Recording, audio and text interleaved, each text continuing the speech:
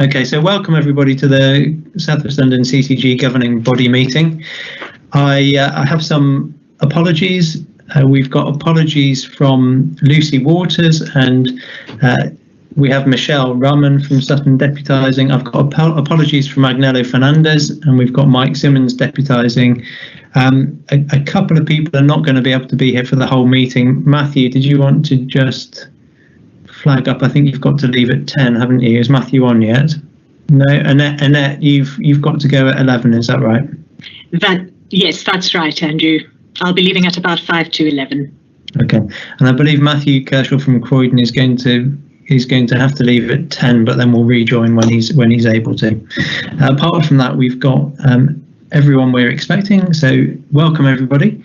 Let's start the meeting, and the first thing is just to go to the declaration of interest. So just want to confirm with people that the register of interest is correct, and just check with anyone if there are any particular conflicts of interest for any items on the agenda that I need to be aware of as we run the meeting.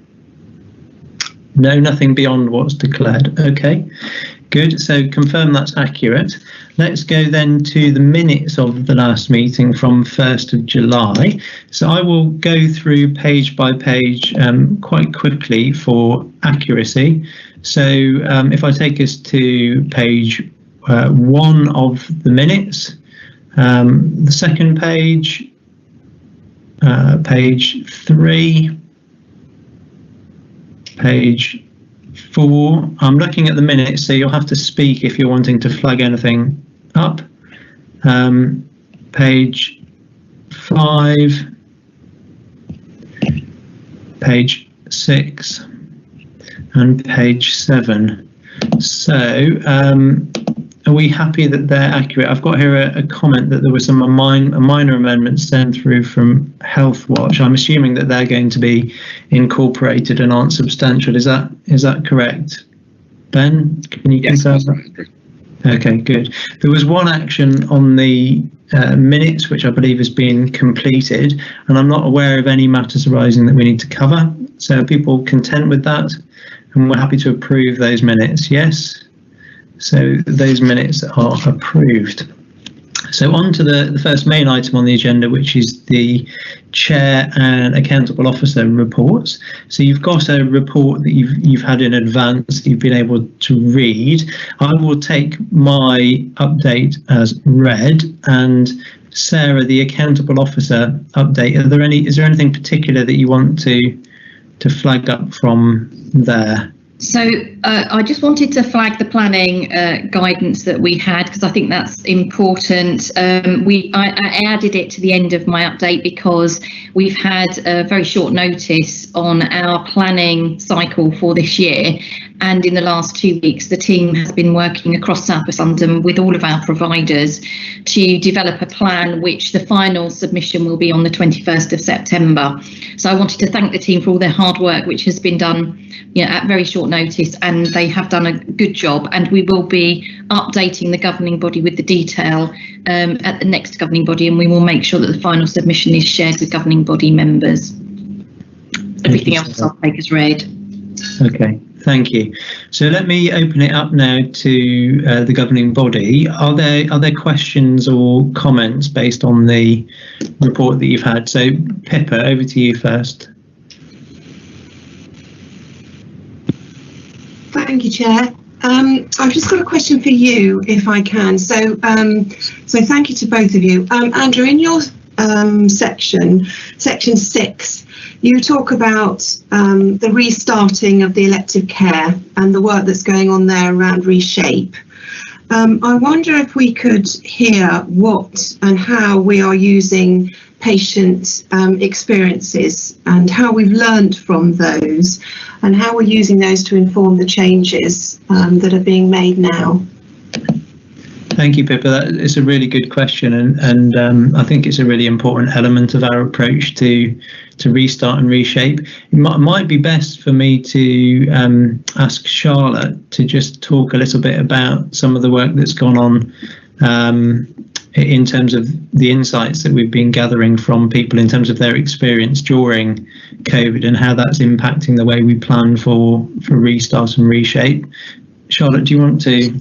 Yeah, so I can just give a brief overview. So we took quite a big piece of work to the Recovery Board 2 meetings ago around the insight that we'd gathered from local health watches, the voluntary sector, across in Southwest London, looking at the themes of patient and citizen and staff actually experience during the pandemic. And obviously the Recovery Board were interested, but to really make sure that patient voice has influence and can change and we can adapt what we're doing as a result.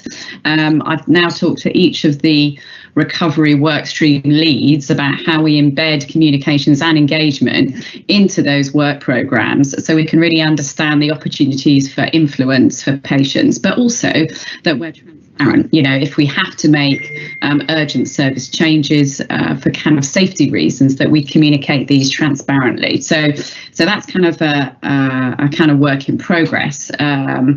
So we can share the kind of Recovery Board presentation about all of those insights wider. And actually, we have done quite a bit of insight work over the pandemic.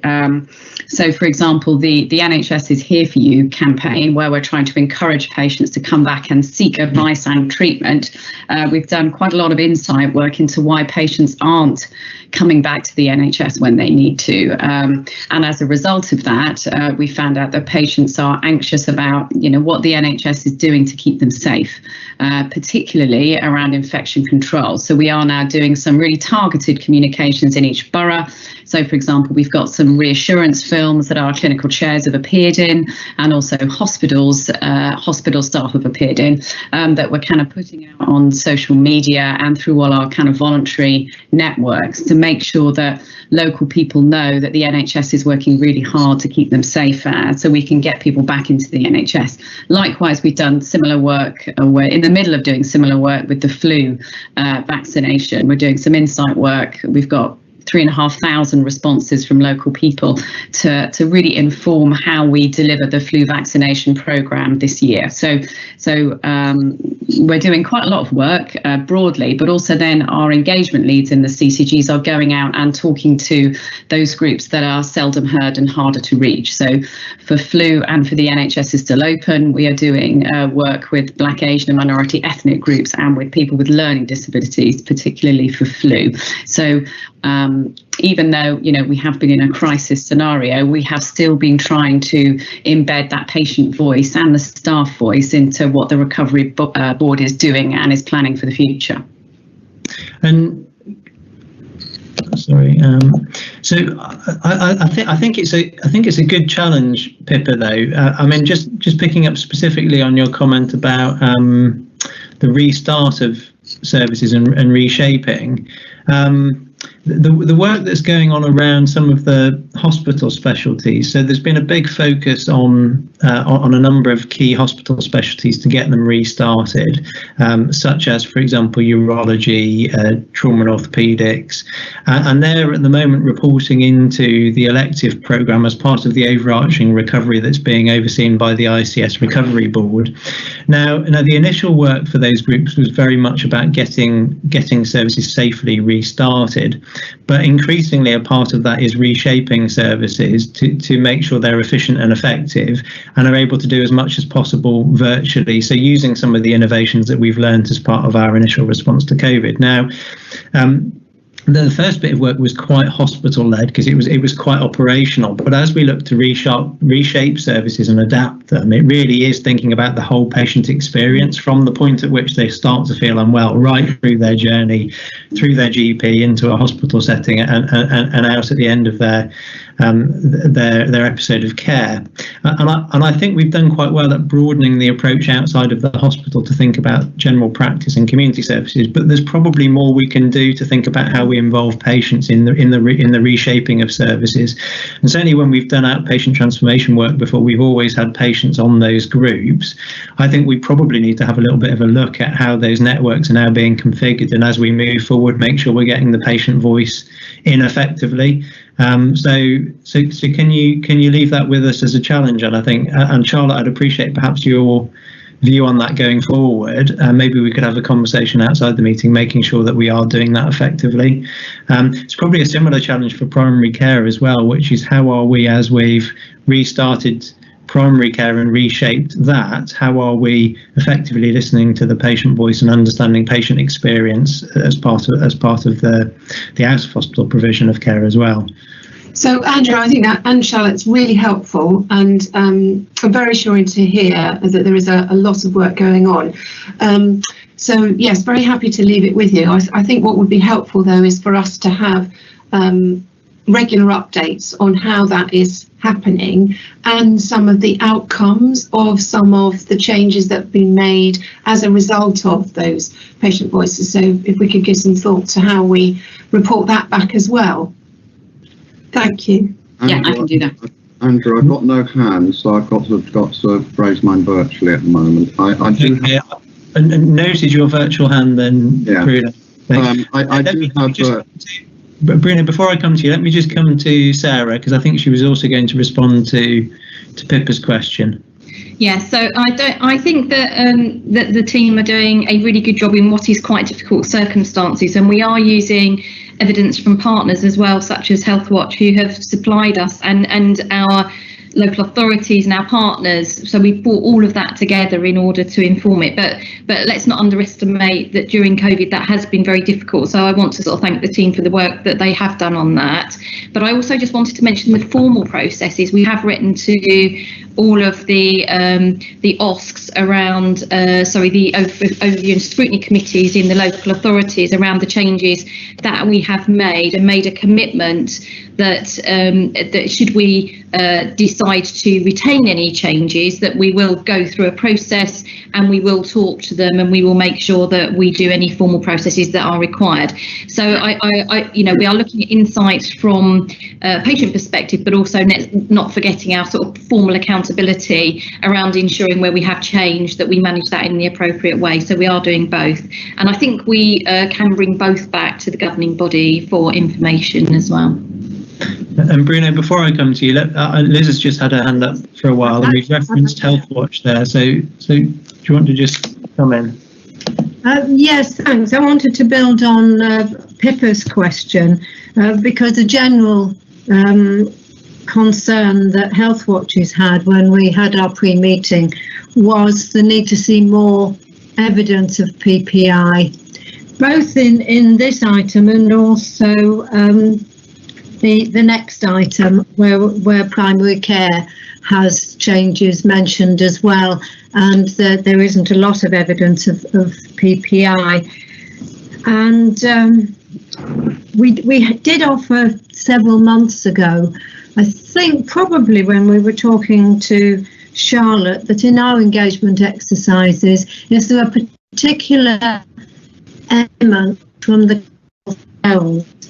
thinking or whatever the title is now, if there are particular thoughts there, that we would be very happy to feed those into our local consultations, because then we may well then get some more focused information, and quite probably the CCG would find that very helpful. And just to take one example of things nationally that we're hearing about, but we haven't heard about anything locally. I was reading in the HSJ headlines this morning that the piloting for A&E and people needing to ring 111 first to book a slot in A&E, that piloting is starting, and that there will be one site per integrated care system that will be piloting that.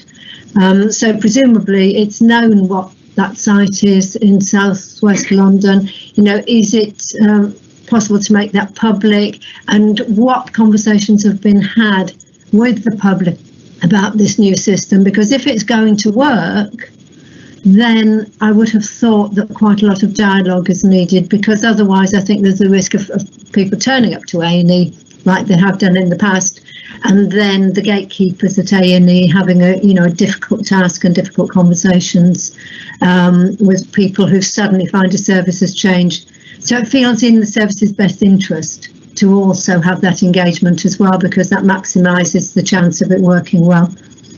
So I think that's further challenge about making sure we've got adequate PPI in all the things we're doing. There's a specific question there around integrated urgent care, where I think we'll need to take that as a separate question at the end if we've got time, because otherwise it would divert us a bit away from the focus on what's set out in the reports. Bruno, what was the comment that you wanted to make? The comment that I wanted to make was that I think that it's important to unpick why people are using NHS facilities less. And one of the key things is around uncertainty and lack of understanding of the changes which there have been and of pathways, because we know that can be a major barrier to people if they feel uncertain about how they're meant to approach something.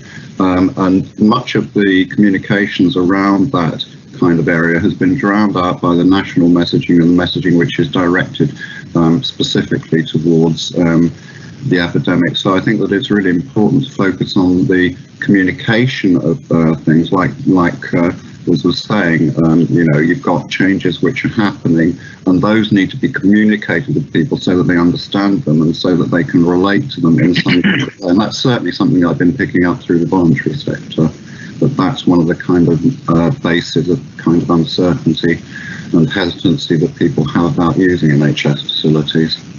Thanks, Bruno. And Charlotte, I know you've been having conversations about this outside the meeting, so I'm assuming you're going to continue that dialogue. Yeah, definitely. And actually, so we have done a lot of insight work into why people are anxious about coming back to the NHS. And I think transparent communications is one of those reasons, but we have a very large citizens panel from across Southwest London, and the outreach work has told us that actually it is anxiety about the NHS keeping people safe. So it's anxiety about infection control and worry about contracting COVID if people come into NHS facilities. That's what the evidence is telling us. But of course, you're right, Bruno, it's important to build on that trust that the NHS has, generated over the last 4 or 5 months, and make sure we are transparent about what we're doing and really clear. Okay, so let me take now questions from Dagmar and Jeff, presumably related to this, and then I'm going to check in with the lay members whether there are any other key areas of the reports that they just wanted to question or challenge. So Dagmar. Yeah, good morning. I just wanted to very briefly, and I've already put it in the conversation, say don't forget locally the health and wellbeing boards can help you quite a bit. So overview and scrutiny obviously has a very formal role and sometimes appears or can appear a bit more on a challenging course, but the health and wellbeing boards are a really helpful forum, and some of us had to set up community subgroups for our outbreak control duty, and those have particular community influencers or connectors on them. And so Charlotte, I would suggest that is a really untapped resource, because your local councillors as well, they are a very useful ear on the ground and can also convey messages. So just use us. Thanks, Dagmar. Jeff? Just one area of reassurance really related to the patient experience issue, that I just wanted to give a local borough example, that in Sutton, for example, we are asking all our practices, our 23 practices, to engage in a patient experience piece of work which is supported by Health Watch, so that we are then coordinating that response so that we get some local information. So we think that we recognise it's really important. We want to make sure that gets fed back up into the system. Thanks, Jeff. James, were you wanting to come in on this particular one, James Blythe? Yeah, so just probably to build on that previous point, just to say that I think that having the sort of inventory of what's going on everywhere would be very helpful, but there is work going on, particularly I know at local level, to make sure that our restart and our recovery is informed by some insight work. So as an example, we've been working with Health Watch in Wandsworth around digital exclusion and making sure that that work is taken into account. We're in conversations with our local hospital about how we make sure that services restart in a way that takes into account digital exclusion issues, as an example. Also, Dagmar referenced the community subgroup in Merton, and just yesterday, actually, as a borough health and care partnership, we were talking about looking at our work on health inequalities and making sure that we were addressing inequalities in terms of access to services during restart, and talking about the really important role of that community subgroup. So I think there is practice going on. I also know that my GP leads who are involved in the clinical networks have been using some of their existing PPI networks to help test some of the work going on in clinical networks. So I think that it would be useful to have that sort of systemic view, but I do know that to make sure that we do this well, we are already doing it. Clearly there are a couple of constraints that I would reflect back. The first is, I think that when we are doing public and patient involvement, we really need to be really clear about some of the new constraints that we face in terms of infection prevention control, national guidance, and the way that the NHS is restarting and some of the constraints around that, and then clearly also doing it using sort of new forms, including digital forms, as a constraint as well. But I do think that local systems are working to do some of that engagement work within those constraints. So if we can pull together a picture of that, I think that will illustrate a fair depth of work across many areas. Thanks, James. That's really helpful and some good examples there. I think particularly with the clinical leads who are involved in the clinical networks using their contacts to test things with patients, I think that's really helpful. It would be good for us to capture that, and maybe Jonathan Bates, if we could, what we could do is ask that question of each of the clinical networks, how they are doing that or plan to do that. That would give us some assurance around the work that's being led through the elective recovery board. Les, you've got your hand up. Yeah, it was basically about the clinical networks again. Radiology is mentioned in that paragraph, but do we have a trajectory for the recovery of diagnostic imaging yet? I mean, ultrasound has also got a huge backlog, hasn't it? So diagnostics is a really challenging area. Jonathan, you might be best placed to just give it where that's at. So my suggestion, if you're comfortable, Les, would be probably to pick that up in the performance report that we're going to come on and talk about in a bit. But you're entirely right. The diagnostic and particularly the imaging modalities are the real area of challenge. But I'd happily pick up in the performance report if that's okay. No, that's absolutely fine. I didn't know whether to answer that then. Thank you. Great, thanks, Jonathan. So we'll do that. Patrick? Yeah, I was just linking into that point before about the PCN. So we had our PPG meeting in Richmond yesterday, and we've shared the contacts for each of the CDs for exactly that purpose, to try to facilitate feedback. Patrick, you're quite quiet. Can you bring your microphone closer? That's it. Thank you. Yeah, so not quite sure how much you caught the first bit. I think we got it, but it was just faint. Lovely, thank you. So yeah, so it's just trying to get that feedback more closely between the PPGs and the PCN networks. Thank you. Can I ask a question, Andrew? Yes, Susan. Oh, sorry. So do you want to? No, it's fine. You come in, Susan, and then I'll come to Vassar because I can see him waving his hand as well. I suppose it's the broader issue about our responsibility towards duty of care to patients, as well as their constitutional rights. And as we make changes and reform some of the policies that we've had in the past, like choice, how do we manage those when we're trying to be efficient to deal with a very limited capacity? So it's just maybe something we could deal with at the quality and performance group if you want to, but it would be just interesting to see how some of these changes are impacting on some of those other policies that we all have to comply with as well. Thank you, Susan. I think that's a really important point, and is there a point at which we have to make trade-offs between, for example, patient choice and quality, and some of that might end up being an ethical decision as well. And I wonder, we might want to give some consideration to how we make use of the South West London Ethics Panel once we start having to make tricky decisions, but it's probably not something we can properly deal with here. But I think it's an important point to raise. Will you pick that up then in the discussion in the Quality and Performance Committee, do you think? Well, we could talk with Pippa and Jonathan afterwards, really, about what the sort of profile of information that we need to be looking at in the committee. Yeah, that would be good. That's it. Yeah, just to go back to confirming to you that we already as clinical leads working on these pathways have consulted the public. I know my Nicola Williams in Wandsworth, she took the gastroenterology clinical assessment service concept to her well-established Wandsworth patient participation group with a few consultants on board with her to discuss that.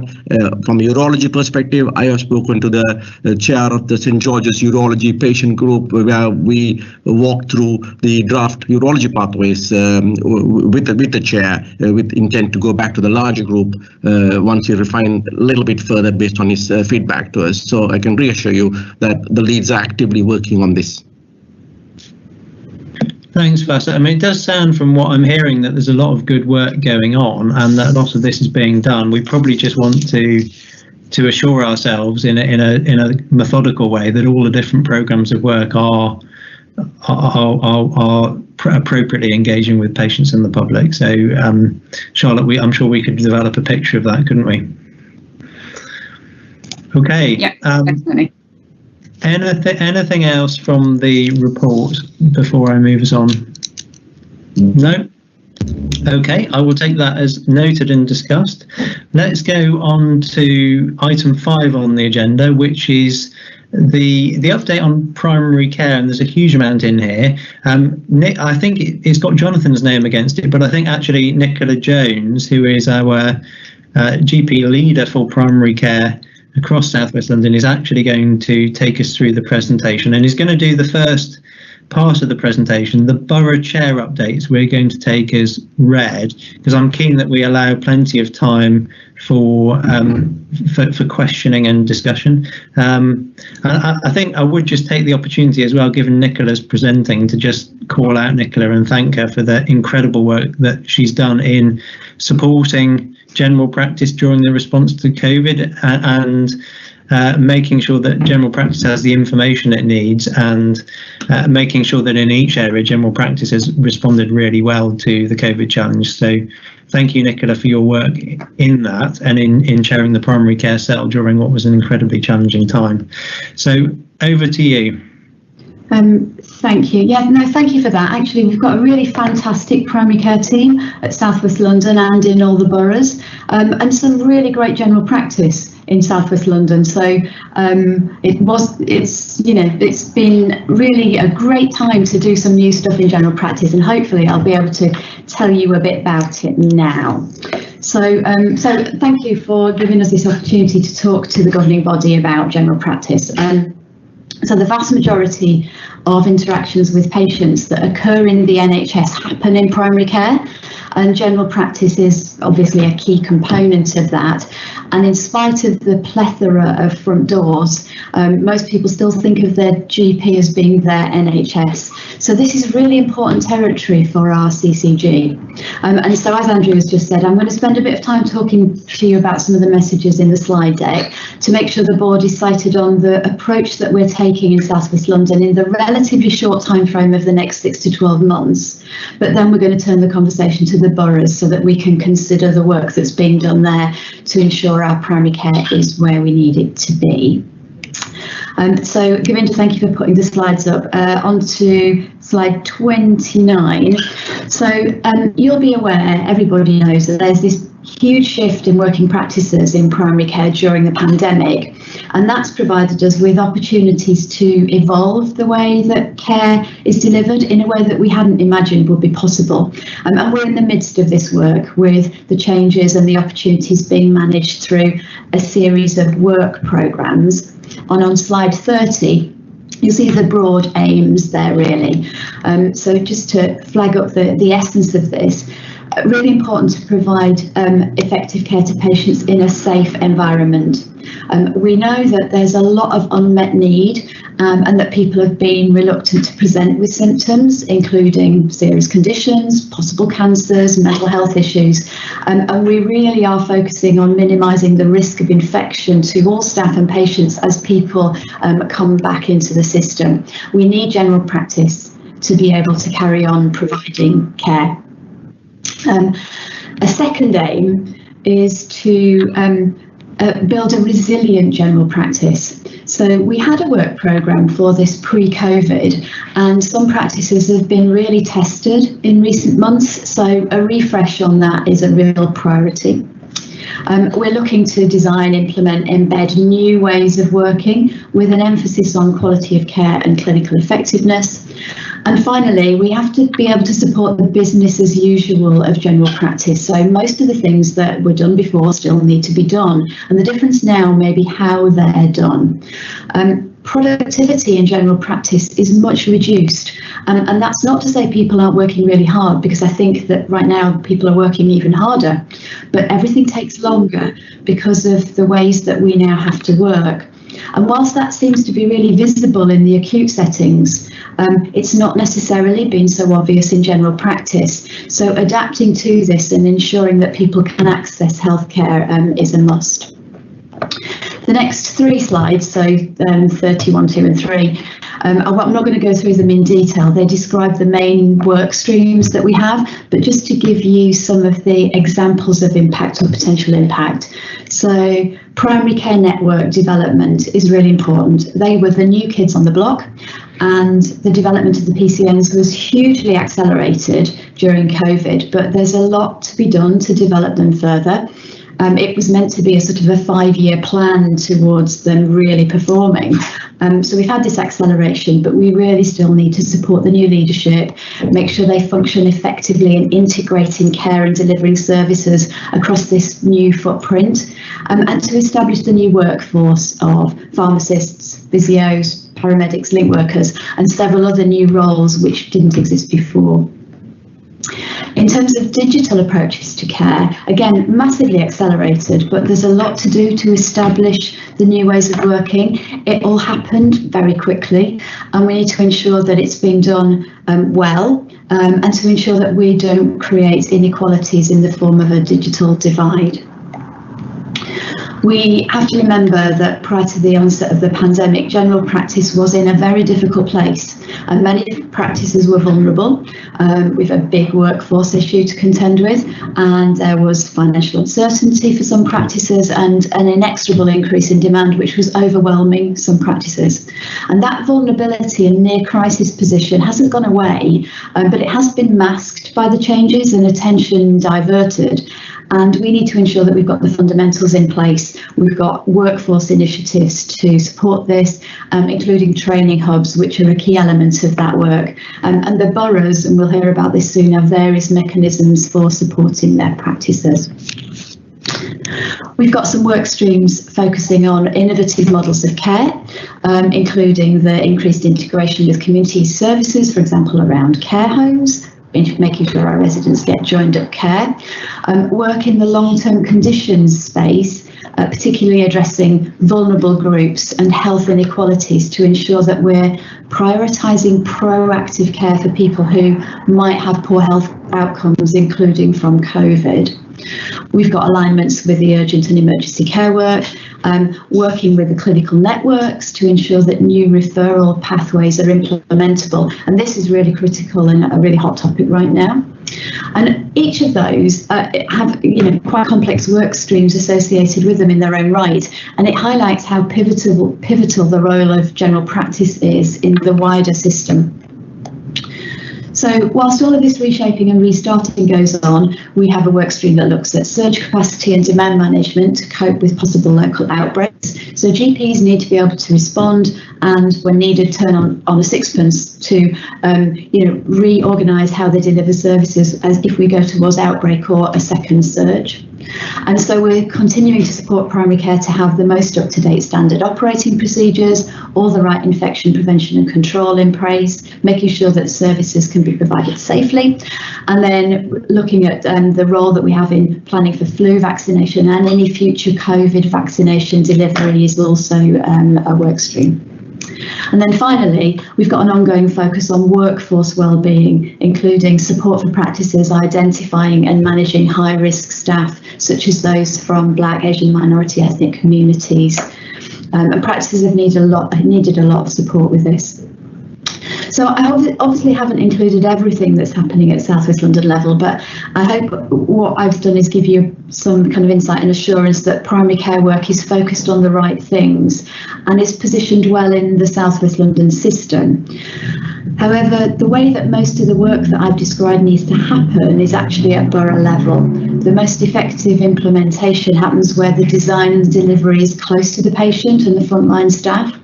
And the next slides, which are not mine to present, are a view of the work being done in the boroughs to ensure that practices and primary care networks are fully supported and equipped to manage the really significant changes that are needed at this time and over the course of the next few months.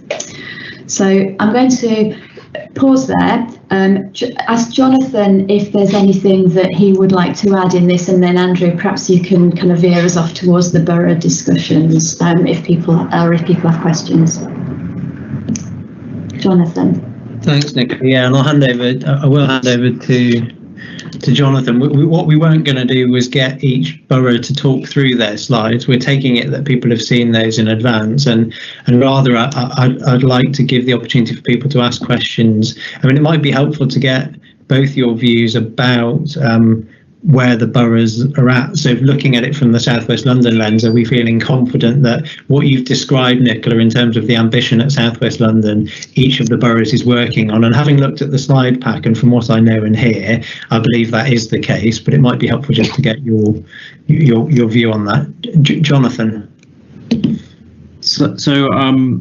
So what I was going to say, and I think Nicola's done a really good job of describing how we move to a new normal in primary care. But what I was going to say, and it touches on the earlier conversations we're having, is last week the results of the GP patient survey were released nationally. And I just thought it was really important to say, whilst of course, there's some really significant challenges for primary care, as Nicola's outlined, and some opportunities actually in what's described. There is a strong bedrock on which to build in South West London. So, for example, the overall experience of general practice, as described by patients in South West London, is significantly above the London average and above the national average. The ability to access and get hold of primary care is 10 percentage points better in South West London than it is in some other parts, or it is actually of the national average, and significantly more than it is in some other parts of London. So I think that's a really good news story, and we ought to build on the strengths of general practice and primary care that we've got in South West London going forward. So I think that's my key point. And to your point, Andrew, and I'm sure Nicola will want to add to this, a lot of this is because it has been built up locally, bringing together local groups of GPs, in the new world in primary care networks, in a way that makes sense to them and builds a sense of what they need to do for their local communities. So that's probably all I was going to add in addition to what Nicola said. Thanks, Jonathan. And Nicola, anything further from you? Yeah, so shall I just answer your issue about the kind of a borough reflection, really? So I think during the height of the pandemic, everything drew towards the kind of more centralised approach that we needed to take. There was, a huge amount of centralised, I'm talking from NHS England, guidance and ask. And practices were, having to be very, very responsive to this centralised requests. And what we did at South East London was trying to support practices and to support local boroughs in delivering that. But there was quite a lot of centralisation. We need to turn that around now, and in the last month or so that has really started to happen, so that boroughs are, I think, feeling a lot more able to determine their own new patterns of working within the framework of the new normal that we're setting. So it's about having that framework and having the support and coordination at a central point in South West London, but really getting boroughs to deliver on this, because that's where care is delivered. We can't do it from the central point. So I think that we kind of got a bit out of the habit of doing that, but now we're working back towards that, which I think the borough chairs would welcome that, and that's the way we're going. So I think in terms of giving assurance that it's all happening, well, you know what, I think it's bound to be not complete and consistent across. People are redesigning how things are done, but there's an awful lot of energy and focus, I would say that, and quite a lot of piloting going on and some really encouraging work. So it's looking like full of enthusiasm and energy, but actually it's also very hard, and I think we can't underestimate how difficult all of this is in general practice. It hasn't had the attention of the acutes, and we need to make sure it does. Thanks, Nicola. That's really helpful. And I'm going to open it up to questions. But as chair, and with a particular interest in general practice, I'm going to take the opportunity to ask the first question, which is, you alluded to the fragility of practices pre-COVID. And I know that one of the key innovations during the response to COVID was the situation reports that you initiated, the primary care team initiated, to get an update on a weekly basis of where practices were with resilience and workforce. Is there a plan to continue that? Because I note your comments about the reduced productivity we're now seeing in general practice, and I do have some concern about as we move into the next phase and demand on general practice goes up in a context where general practice is working less productively. And you also referenced the work around the clinical networks, where I think what we are seeing is a bit of a shift of work from hospital setting into general practice, and there's a bit of a risk, isn't there, that the accumulation of pressure takes practices that were quite vulnerable and makes them even more vulnerable. So what are we doing to keep tabs on that? I know we're having some conversations around the clinical network work, and I'm confident that we're going to do something to try and quantify that. But what's the ongoing plan for just kind of monitoring where practices are at in terms of their resilience and workload? Yeah, so we did have this SITREP, which was fairly resisted at first, it has to be said, by practices who were very busy, and we asked them to complete a SITREP every day for quite a while. Much less resistance now, and we said we were going to stop it, but actually it keeps becoming useful again, and we're doing it on a weekly basis now. So it has helped us to understand the workforce level. How many of the staff out there are having to work from home, are very high risk, from a, say, BAME point of view, in the COVID environment, etc. So we've still got that, but we also used it again to ask about care home support when we needed to do that. So we've got other uses for it. So at the moment, we're not turning it off, but we're trying not to overdo that. We don't want to make too many asks on general practice, but it is quite a useful tool to have that. So yeah, that's on that, but that's not really where we get the feel of how things are. That really very much comes from the borough clinical and managerial leads who know their practices really well. And each of the boroughs has systems of, they call it various things and do it in various ways, but practice support teams or a local check-in system. At times during this, the local clinical leads have phoned up each practice over the course of a week just to get the soft intelligence on how things are. So there's a lot of that, plus formal systems. There's a quality contract in Wandsworth, for example, where we really try to keep tabs on how people are doing through the kind of the quality work that goes on and the monitoring through that contract. So a variety of ways in boroughs. I think that there's a case for doing the learning across with that. So where something works well, why wouldn't we be doing it elsewhere? But people do need to grow their own to a certain extent. You get really effective systems that way. And then just on the other bit about the clinical networks and the changes in pathways. So as I said, this is a really hot topic because if you change one clinical pathway, for example, our gastroenterology pathway that we've just looked at, really different ways of managing patients. It's fantastic. Actually, GPs have had to go to education sessions to revise systems in their practices, get to new ways of doing diagnostic testing, use systems of advice and guidance, all where they're just used to knock off a letter and refer. This is, quite significant, and it's a very small group of patients actually. Really important, positive clinical impact, but really new, different, additional ways of working in general practice. Multiply that by 26 new pathways, or however many there might be, and you start to have the case of having to work really differently. And this can't just materialise from nowhere in a place where, actually things are already quite difficult. So it's very important that we make sure we do that right. We're working very hard to work on this at the moment with acute colleagues.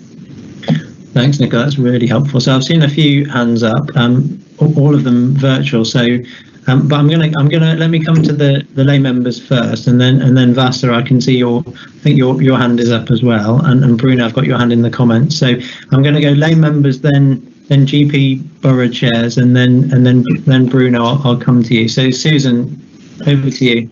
Yeah, no, I think it's really great. And we've also heard earlier on today about the sort of public involvement. I was really interested in the workforce issues that you've talked a bit about that, about how we're supporting the staff. What more is there that we can do to help general practice? I mean, the committees I sit on, and the engagement one is, how can we help you embed ongoing public engagement processes? It's not just a one-off. It's not just reflecting on COVID, but it's making sure that the voice of the patient is built into the ongoing work that you're doing.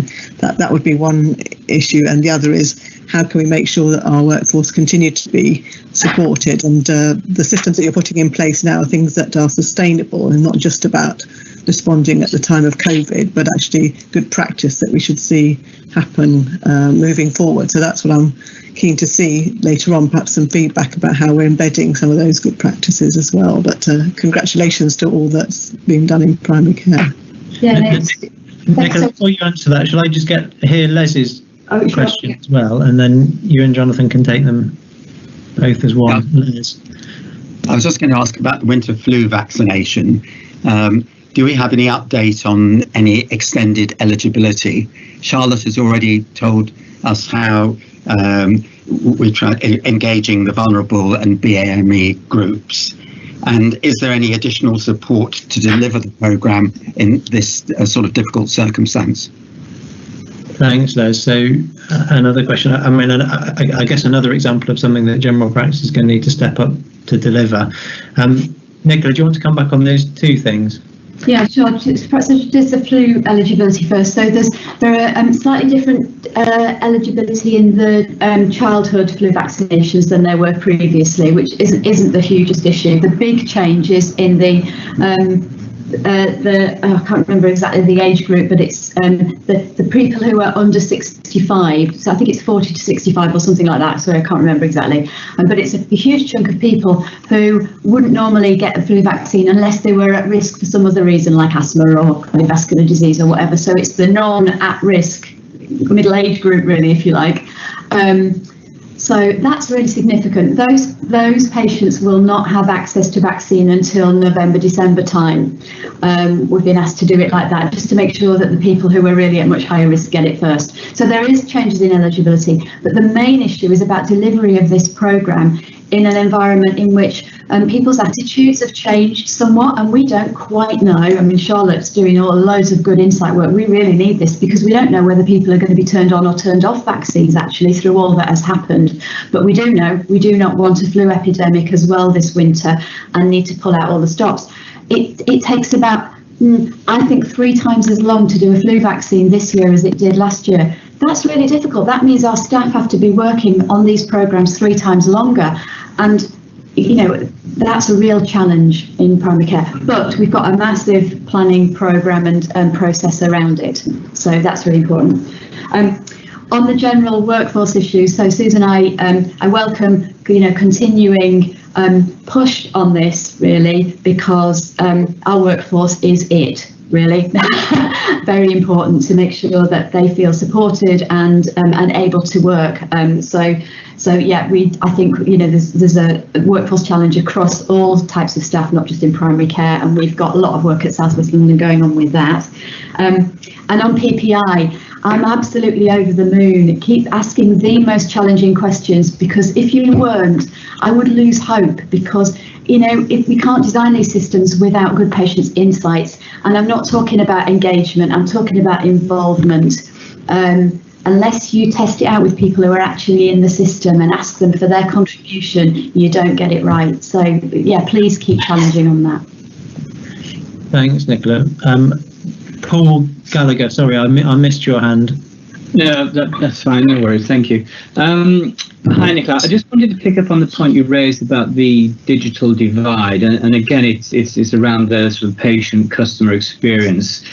I guess my concern is it's been a very quick change journey for both GPs and patients, and I just want to know if we've done some analysis, or we've had patient feedback where we can understand how they found the experience. But I guess perhaps more importantly, for those trying to adapt to the change, are there perhaps certain age groups or religious or ethnic communities who perhaps have struggled more to adapt to doing virtual by default consultations? I just wondered if we had any kind of analysis of that can inform us going forward. So I think there's stuff ongoing and there's more needs to be done. But what James Blythe was just mentioning earlier is the piece of work that Health Watch in Wandsworth have done. And it's an ongoing survey. And we took this to our place-based committee because it was so important to understand what people were saying about this. Now, the irony of it is that these surveys tend to be online. So you've got, and people aren't coming to surgeries in the same way to pick up paper copies and that kind of thing. So it's inherently difficult work to do. But we do know that there are people who surprisingly are able to much more engage with their healthcare through this. Perhaps you wouldn't have thought it, but they are. So there's some real positives. But there are lots of people out there who we're not even hearing from on surveys, obviously, because they don't engage with the world in this way. And we need to set up our systems to be aware of that. We also did a piece of work across South West London on clinical insights into which patient groups they were most worried about. So, and the ones you'd expect were flagged up, and it was really about people with profound mental health issues, with learning difficulties, and there were people of certain groups, that cohorts that we need to be focusing on. So that was really useful. It's not the same as having direct patient insight, but our frontline clinicians know something about where the issues are. But we do need to do more of this, because this is our new world. Agree. Yeah, no, that's really helpful. Thank you. Great, thank you. So let me come now just to the, we've got some borough chairs coming in. So I'll go Vassar, Jeff Croucher, and then Mike Simmons, then Patrick. So let's hear from all four of you. And I haven't forgotten that Bruno's got his hand up as well. Thank you, Andrew, and thank you, Nicola. Certainly the primary care cell was a lifesaver during the days we were really struggling. Those weekly newsletters we got from you kept us going, and I always told at my place of work, what does Nicola say? Just do what she says and we'll be fine. Don't try to recreate any wheels. Don't give me any WhatsApp from anywhere else in England or in the world. Just stick to those emails and we'll be safe. And indeed we were. I'm also one of those, Nicola, who couldn't get your sit rep back to you before 10 a.m. on a daily basis. Sometimes I was a bit late, but I was never told off for that. And please keep the weekly sit reps going. It is a way of communication which our practice managers have got used to, and it is very easy to do nowadays. And I think we should never abolish that. That is really important to keep, to tell you the truth about how we are feeling. Nicola was right. Resilience, the PCNs really helped support our resilience, and we mustn't forget that is now. It was not there before, and that is a fantastic instrument, tool, facility primary care now has to support each other. So when we are in trouble, which all of us have been and will be, we reach out to our PCN, our neighbors, to try and see us through difficulties, because it is a fact that there is fatigue, there is patient fatigue, there is system fatigue, and there is primary care staff fatigue, and therefore the resilience is a real issue. But the reimbursed roles which are coming in through the PCN system are again going to be a lifesaver, where our overstretched workforce will have support, and I think PCNs are doing a good job at the moment in trying to recruit into that. Volunteers have really been a big strength, and we want to see how we can use social prescribers and volunteers to help with winter surge, but also to help with long-term conditions, mental health, children, and immunization. Immunization is very important. Don't underestimate the number of people who are worried about the vaccine, the COVID vaccine and the flu vaccine. And I think we are going to use that in Merton to try and get support from there. What Nicola said about pathways, again, we are aware of the multiple pathways coming our way and how we support the implementation of these pathways. But the digital inclusion has been looked into. Again, my good friend from Wandsworth, I quote her very often because she has done more patient engagement than I have. So Nicola Williams took her headache pathway to a patient participation group, and she redesigned the front page of the referral letter. So when you refer someone into the system, the neurologist knows whether this person, for whatever reason the clinician has identified, is not able to participate in a digital consultation. So we flag these patients up on the headache pathway so that these patients do not get left out.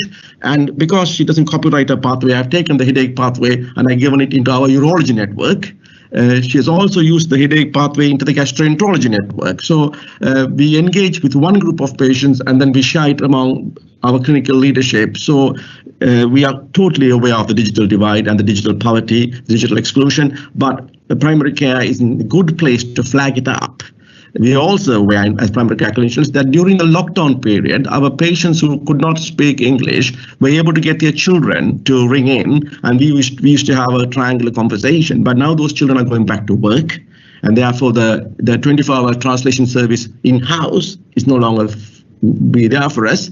So we are aware of that in primary care, and we will find ways to deal with that. Evening phone calls, our late surgeries will start soon. So there are ways and means of bringing in people who are not comfortable on the phone or can't operate the video camera on the smartphone to convert a phone into a video consultation. But our doors are open. Our doors are open. So people who don't like the phone or don't like the video can still make a face-to-face appointment. I'll make way for the other chairs. So Jeff, you're next, then Mike, then Patrick. Thanks, Vasa. Thanks, Vasa. Andrew, thank you for that. I think there is an assurance and evidence behind that reassurance that the cell structure that was put in Southwest London was a really effective structure, and the membership of our CCG, the practices, recognised that and really valued the support that came through it. The clinical and the managerial leadership that came out of that was also well recognised, has been commented on subsequently when we've asked our members what have they valued in the last few months from the CCG. There was really effective information sharing. I think we all remember that there was a sense of overwhelming amount of information coming quickly in an uncoordinated way at the beginning of COVID. And actually the system we put in place made it a coordinated and effective and relevant system for all our member practices to then be able to implement. So the recognition that Andrew and Nicola did in setting up some of those clinical leadership roles has been recognised formally through feedback from our practices and our members. And a lot of things have gone well because we've asked our practices what has gone well, what are they worried about, and what we need to prioritise for the next few months. And there's a whole list of things that they have felt has gone well over the last few months, and we should recognise that that is a reflection that we had got the structure that has supported our primary care in the right place. And I'm just going to put a local flavour on that from Sutton. They felt that there was good support from the CCG. PCNs came along at the right time for different reasons, but they came along at the right time. They were an effective vehicle for helping us all through. And actually, although there were times and there was a lot of noise about PPE and supplies, on reflection, the PPE issue was well supported, and primary care felt that did come through. But lastly, the overwhelming response from some of my Sutton practices was around, there was a feeling of joint purpose and improved collaboration, better integration, and actually a sense of community to get through the COVID crisis and beyond, so that we are now placed for recovery. Thank you, Andrew. Thanks, Jeff. And Mike? Hi, thanks, Andrew. Thank you, Nicola. I would echo some of the comments that have been made about the evolution of our relationships over this period of time. This was a bit of a shotgun wedding in so many ways, but how well we've come together as South West London, how well our PCNs have matured over this time in the relationships that we've developed with them, has been a good reflection on how we've improved things over a very short period. If I could just come back on a couple of points. So you mentioned the SITREP, so getting weekly situation reports from general practice. We're still getting those. I would say, as a review weekly, and I have the current one up in front of me, we have IT issues. So we have aging stock. We have a number of computers that are still running Windows 7. There are frequently times in a majority of practices where our attempt to have digital communications with patients grind to a halt. We'll just stop altogether. So I think we're all aware of this as an issue, but really needing to flag this up. We're in a position at the moment probably with slightly less stress, and as the volume of traffic increases, that is going to get worse. I was also asked, I guess, a question about advice and guidance. So, for us in Croydon, we've used advice and guidance for some time. It's been superb. And over the pandemic, we have evolved this and are evolving this to make it more responsive, to develop it into a form of communication rather than a sort of one-shot email to our consultant colleagues. It's been invaluable in things like dermatology, where they're looking at our digital images and able to make some quick decisions. But I know it's part of what we're looking at, but evolving this across South West London, I obviously can't use advice and guidance for colleagues in other hospitals. So, I guess look at the importance of that and how we might develop that. I guess a couple of unanswerables. I shouldn't ask the question really, should I? We were working on winter planning with public health. We did have a couple of initial meetings, and I don't know if any of us have an indication of where we are in terms of our new National Institute of Health Protection. In terms of winter planning, it's not stopping us in what we're doing. We are continuing to work across the One Croydon Alliance, but are we getting any indications of a direction on that? And I guess the final point for Croydon, we very much didn't adopt the so-called hot hub model, and we've had a lot of discussion about that. That will come down to local needs, but whether we have a view on the value of that over the pandemic, and whether we feel we're able to, for those who haven't had hot tubs, whether we've got to feel the measures in place to rapidly evolve them if we feel they were of value. Thanks, Mike. So I think let's just keep track of some of the things we might just need to pick up. IT, public health, hot hubs. Let's keep going. Patrick, and I've got Annette from Kingston as well, who's deputising for Naz. So let's hear from both of you. Karen's wanting to come in, might want to say something around IT, I suspect, but I'll come to Karen. And then Bruno, I've still got you on my radar. Okay, thank you, Andrew. So the first one's just in for Paul Gallagher's comment. There is a Darcy fellow doing a piece of work, a project work about digital inequality. So that's a significant development on our patch. Jeff's comments about the primary care cell meetings are hugely welcome, I think, across all of the all of the boroughs, and they continue and are really, really important.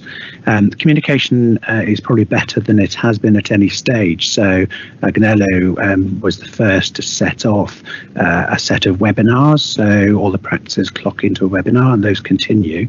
So they sit on top of the existing membership meetings that go on.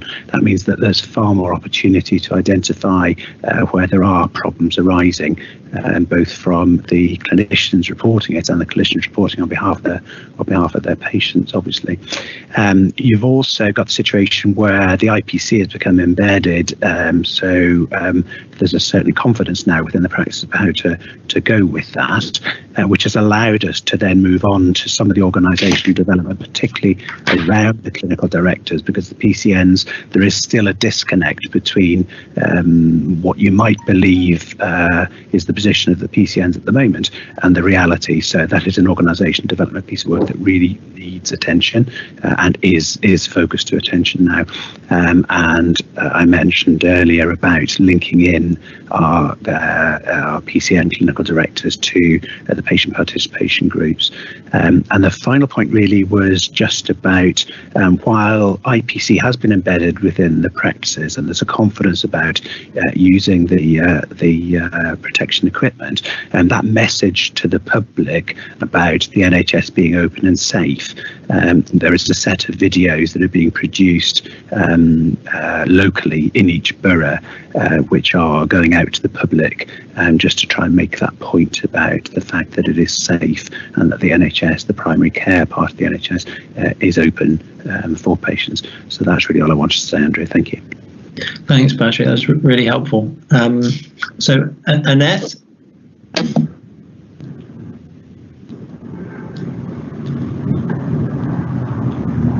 Annette, if you're speaking, you might be on mute. I do apologise. So I'd echo everything that Patrick has said. The support from South West London, the regular updates that we got, all the documents that came through during the height of the pandemic were all very, very useful. And I know that our managers found the SITREP really useful as well. So that's all been great.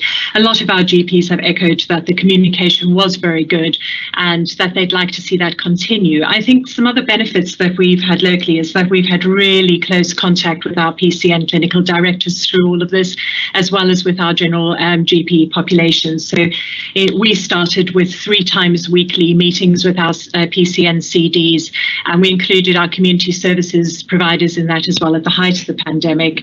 And we're still meeting with them fortnightly, which has really helped us to deal with some of the issues, I think, quite promptly, hopefully, and in a very collaborative way. We're still continuing with the weekly webinars, as Patrick mentioned, for all GPs, and that really is a good platform because we have really good attendance at that for GPs who are not involved in other fora to bring up issues, often very practical issues that we can often do something about quite quickly. There are current concerns around the delivery of the flu vaccination program. We've certainly got more clarity around that in the last week, and the primary care team are working really closely in informing GPs on a regular basis as to where we stand with that and how we will be working together with our community organisations, local pharmacists, etc., to be able to deliver those vaccines promptly. But there is a lot of concern around that. In addition, we had a really good hot hub, which was for Kingston, which was really appreciated by our local GPs. That stopped on the 5th of July, and practices are now have plans in place and have the setup in place to be able to see their hot patients themselves. But there has been a kind of request to work on very clear escalation plans to make sure that practices feel secure in the knowledge of what we will be able to do if numbers rise to the figures that we had during the height of the pandemic. just to say really that our primary care team locally has been fantastic, has been working really closely with practices and has a really good handle, I think, on which practices are struggling and which areas they're struggling in. And we've also managed to work much more closely with Kingston Hospital during this time. And I know that our GPs, and they have voiced that they've really appreciated the closer contact with their consultant colleagues and the work that we've been doing in setting up clinical consultant leads and GP leads to enable them to come with specific sort of areas of concern around specific clinical conditions. We've also managed with the hospital to set up a new MDT system, which will be starting tomorrow. And so this will be specialty specific and will again enable a platform for GPs to be able to ask those questions, because we've got, slightly longer waits for clinics. And as someone else mentioned, I think it was Nicola, we've had to learn perhaps we might not have had to do on a daily basis. So those MDTs with specialists from the hospital will, I'm sure, be invaluable in helping with clinical problems as well. So very positive in Kingston, I think, on the whole. But yes, there is a bit of fatigue. I think there is everywhere in general practice, and we need to help practices through that. But there's definitely a willingness here to continue with good patient care and continue to work together in a collaborative way. Thank you, Annette. That's really helpful. Let me take the question from you, Bruno, now, and then I'll come to Karen, who I think might want to say something on IT, and Nicola and Jonathan, in case there's anything you want to say in summary, particularly in response to some of the issues that have been raised. So, Bruno. Yeah, thank you. We know that the voluntary and community sector has played a significant role in relation to primary care through social prescribers and through supporting hospital discharge and through, particularly during lockdown, preventing non-medical need getting sufficiently bad that it became medical need. Where would that kind of relationship sit within the workstreams? Would that be in relation to PCN development or what? Thanks, Bruno. So we'll hold that question. We'll come back to you with an answer. But let me hear from Karen now, and then we'll try and just respond to a number of the things that have been raised. So I was just going to mention, Andrew, that we've invested, I think, over the life of COVID, over £3 million worth of computer and other equipment into GP practices, and we recognise that investment will need to continue. We also recognise that each of the boroughs are in very different places. So we've been, and we will be, we've been thinking about an IT strategy for South West London, and we will come and talk to all the borough chairs and representatives as part of those. And I think those meetings are now in the diary during September, but the plan would be that we would work through the needs for GP IT into a South West London strategy with an investment plan that follows, and that we would try and bring that back to the governing body, hopefully in November. I suppose it depends on how much consensus we have at that point as to whether it's ready. If not, it will be the governing body after that. So happy to, if anybody has particular concerns, questions, issues that they want to get into that, so let me know, but I will come and talk to you all anyway with Sam Ball. Thanks, Karen. And then, I mean, just picking up one of the things that you'd raised, Mike, the future of Public Health England, I'm not sure we can answer that, but what we can say is it's really important that you continue to do the work you are doing locally and with your local public health teams and directors of public health, and that will continue whatever changes happen to structures at national level. So I'm hoping we can just continue that good work. Dagmar, you were flashing on my screen. Were you wanting to come in? Well, very briefly. As our Director of Public Health. Well, yeah, it can't stop. So very briefly, do not stop anything. That is the main thing, and the people and the relationships continue. There aren't any other experts around. We need to work and support Public Health England. Dido Harding, the current executive chair of the new National Institute of Health Protection, has already had various conversations with DPHs up and down the country and also in London, and has committed that the contracts of the staff will not be touched until the end of spring, completely understanding that if we have an exodus of highly expert people when we're doing winter planning, that's not a good idea. So the message for all of us is continue as is. And in the background, obviously, we are working very hard not only to have some input into the new National Institute, but also think through what the mop-up would be of all the other health improvement functions that Public Health England has obviously been leading on, and that are fundamental to the support of the boroughs, the support in primary care, and the work across health and care systems. So that is not thought through, to be completely honest, and a lot of work is coming our way, and there might be opportunities in when the time is right to have your support, but we will obviously mobilise that as and when the time is right. Thanks, Dagmar.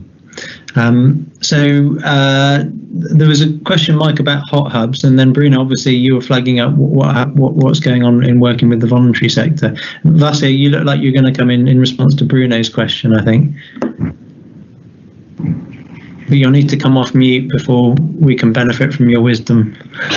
Thank you, Andy. You certainly read my mind and my hand. Yes, at Merton Healthcare together yesterday, Dagmar and James were there with me, many others. We discussed exactly that very point on how to continue to gain from the good work the volunteers did during the last 5 to 6 months, and how we marry the volunteers with social prescribers who are present at PC and at practice level, to continue, but also not to stick to the old, but to go into the new. The new is how we get the volunteers to help us with long-term conditions, with diabetes in particular, which has got a very particular connection with COVID inequalities and morbidity and mortality, with mental health, with children's well-being, things like children's immunization, and also the flu campaign and the COVID immunization when it comes.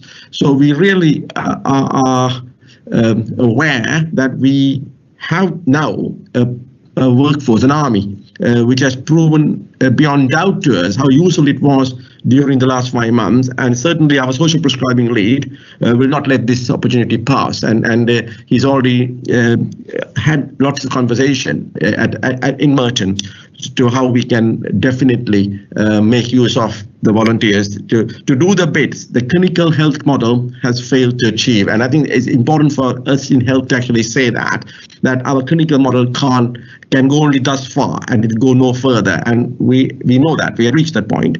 And I think we look at the volunteers as a way of trying to get more out of the system to help our patients.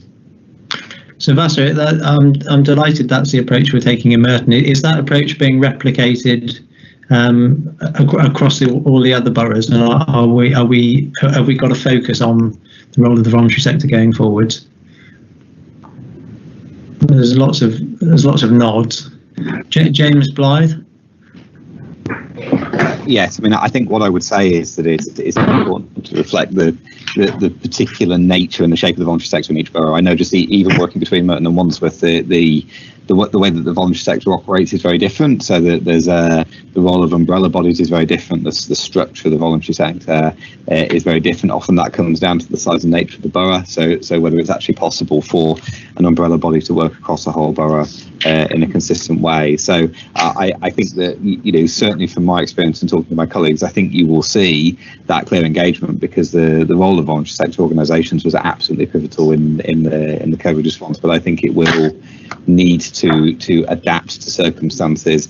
I think what is helpful is that there is learning that, particularly through some of the COVID recovery structures, we're able to sort of bring to bear in terms of the work that we do. So prior to COVID, we did some work in Wandsworth on community-led health clinics with Wandsworth Community Empowerment Network, and we're using some of the learning from that work to inform some of our responses in Merton, and can then also feed it into some of the recovery structures across Southwest. It won't actually, because it was done with sort of very large faith-based organisations in a particular Wandsworth context, it won't apply in every circumstance, but I think it kind of builds up our sort of accumulated knowledge really in terms of how to do that. Thanks, James. So let me come to Michelle and Tonya, I assume quickly in response to this one, and then I'm going to try and wrap up our discussion, and I'll come to Nicola for any final thoughts or comments. So Michelle, then Tonya. Thank you, Chair. I just wanted to reiterate, similar to what James has described, so I won't repeat that. We are definitely building on the work that was undertaken during the heat of the COVID response, and we did energise a lot of our voluntary sector community and lots of volunteers. So we're continuing to build that into the work of our System Leaders programme. So there's definitely a focus on utilising what we already have and building from that particularly during the winter, but also in terms of engaging far more and harder to reach families in terms of flu vaccines and IMS during the pressured winter experience that we're about to go through. Thank you, Michelle. And Tonya? Yeah, just to say the same, but one thing that we have been exploring in Richmond is how do we help the voluntary sector do some capacity modelling, because I think there is an expectation we ask and ask and ask, but actually where have we got the right capacity in the right place to do the right things, and also then the support, the funding to the voluntary sector to be able to meet the ask. So that's the piece of work that we've started to look at in Richmond, and I'd want to do the same in Kingston. Okay. Thank you. And then maybe I'll just pick up, Mike, you raised the issue of hot hubs. I mean, what we have allowed, I know, and Nicola will probably have a better view on this than me, but we have allowed each area to configure general practice as works for their practices and their population. I think the key thing we're focused on is the right outcomes from any configuration of general practice. So that is making sure we've got the best infection prevention control we can in a general practice setting, making sure that our practices are resilient and are providing adequate access for patients with potential COVID or with fevers and other conditions that need to be seen more urgently. And as long as that's what we're delivering, I'm not sure we're about to dictate the form it needs to take. I don't know, Nicola, whether you've got a more considered view on that than I do. No, not more considered. I think absolutely that that this has been designed in the boroughs. Each borough, each PCN looked at what their response needed to be, and I think that's been a good thing. There was a lot of commonality with local nuances, and in terms of stepping up and stepping down hot hubs again, well, we'll see what happens. It may be that having all that learning from how it works really well, we may never need them again because we're going into a more kind of chronic phase of how this pandemic works, but we don't quite know. But we do know how to do it again if we need to, which I think is really important, really reassuring. And we might just need to have other options that sort of slide up and down slightly more easily than setting up a whole hot hub and then standing it down again.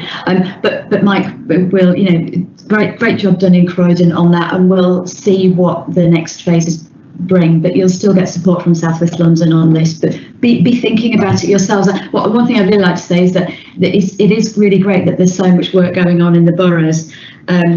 And I just wanted to thank the borough chairs for their kind of focus and their support throughout the whole of the pandemic. I think from a governing body point of view, I hope what you see is actually this kind of a real team effort from the kind of the clinical element of the governing body, and that's been really important. So thanks everyone for all of that.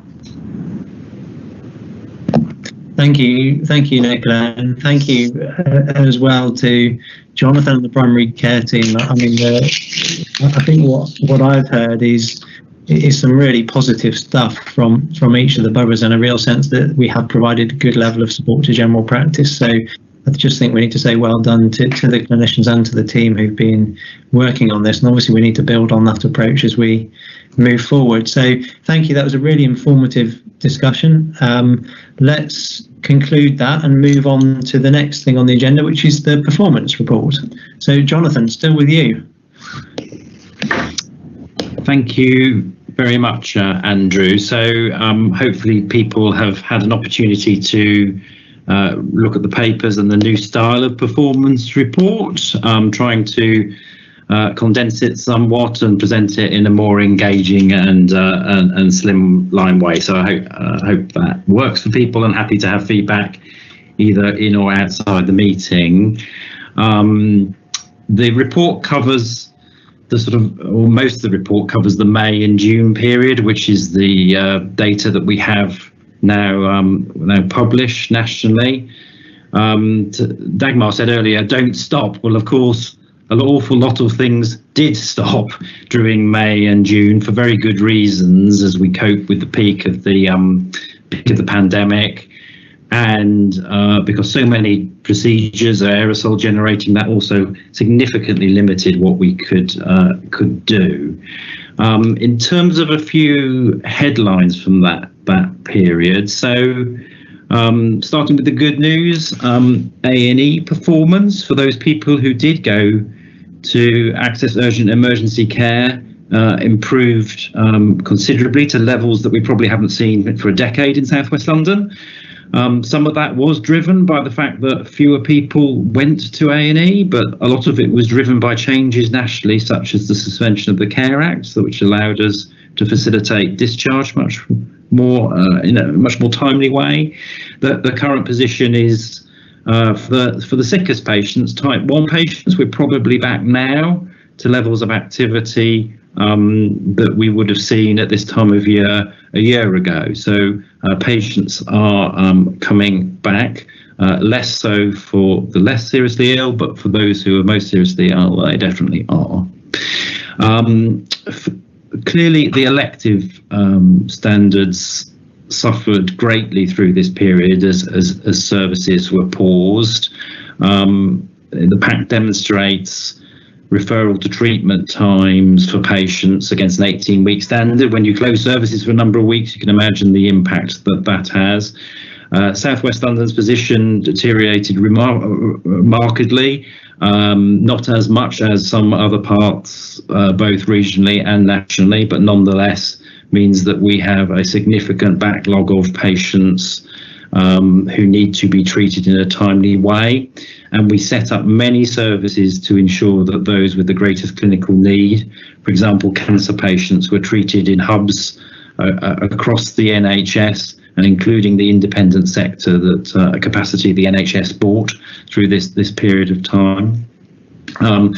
Diagnostics has been impacted enormously again, as you can see from the figures here. To answer Les's question of much earlier today, the 4 key modalities of CT, MRI, non-obstetric ultrasound and echocardiograms are probably the areas that have suffered the most. They were already areas of challenge. They are areas where machines and staff are already working 7 days a week in a number of these areas, so the ability to switch more capacity on to deal with backlog and return to business as usual is challenging. There are well worked up plans in some areas. So, for example, endoscopy, the current plans are by February of next year, all our providers will be back to treating endoscopy against the 18-week timeline and the 6-week pathway. So we've made significant progress, or will make significant progress, and already have on these figures here. You can also see the impact for mental health, with a lot of those services, people not wishing to access them in the same way as they had previously, and them not being available in quite the same way, and the impact of that has also brought to the services. So I hope I've sort of given a brief overview, and for those of us who are close to the phase 3 of the NHS's response to recovery, you can see the immense amount of work going across the system, providers, commissioners, everybody really, to improve and deliver a return to much more normal levels of activity that will hopefully then allow us subsequently to start to address the backlog for patients who've been waiting a considerable period of time. So that's probably, in a nutshell, all I wanted to say, and again, obviously very happy to take any comments or questions that people may have. Thanks, Jonathan. Really helpful. So I can see there are a number of questions. Let me just go first. I just wanted to pick up the performance for IAPT, because one thing we know is that the instance of mental health conditions may well be rising during COVID, and yet we've seen IAP performance drop right off. Are we confident that provision is going to be stepped back up quickly enough to deal with what is potentially a surge in mental health need as we come out of COVID? So other people, including Tonya, may want to comment on this as well, but I think we've already made quite a lot of progress at stepping those services back up, moving them to a virtual setting where we possibly can, and we're already seeing a improvement in the weekly figures for the number of people accessing IAPT services. So again, as the same we've seen for some of the acute hospital services, we're making progress, and there's also people's confidence to come back and use those services as well, that we're also trying to address in the same way we are for all services at this point in time. So I guess that's an overview. I think Tonya may well want to add a bit more of the detail to your specific question, Andrew. Okay, Tonya. Yeah, so we've had 3 or 4 demand and capacity sessions with all 4 IAP providers across South West London, and on the back of that, we didn't feel that we needed to change the pre-COVID or the long-term plan trajectories for IAPT. They've done some really sterling work at looking at different ways of modality of offering services. They have started face-to-face.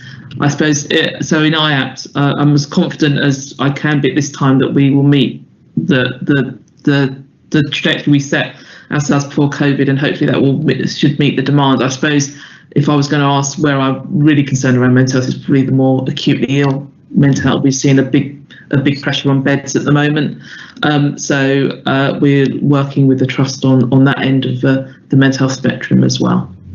Thanks.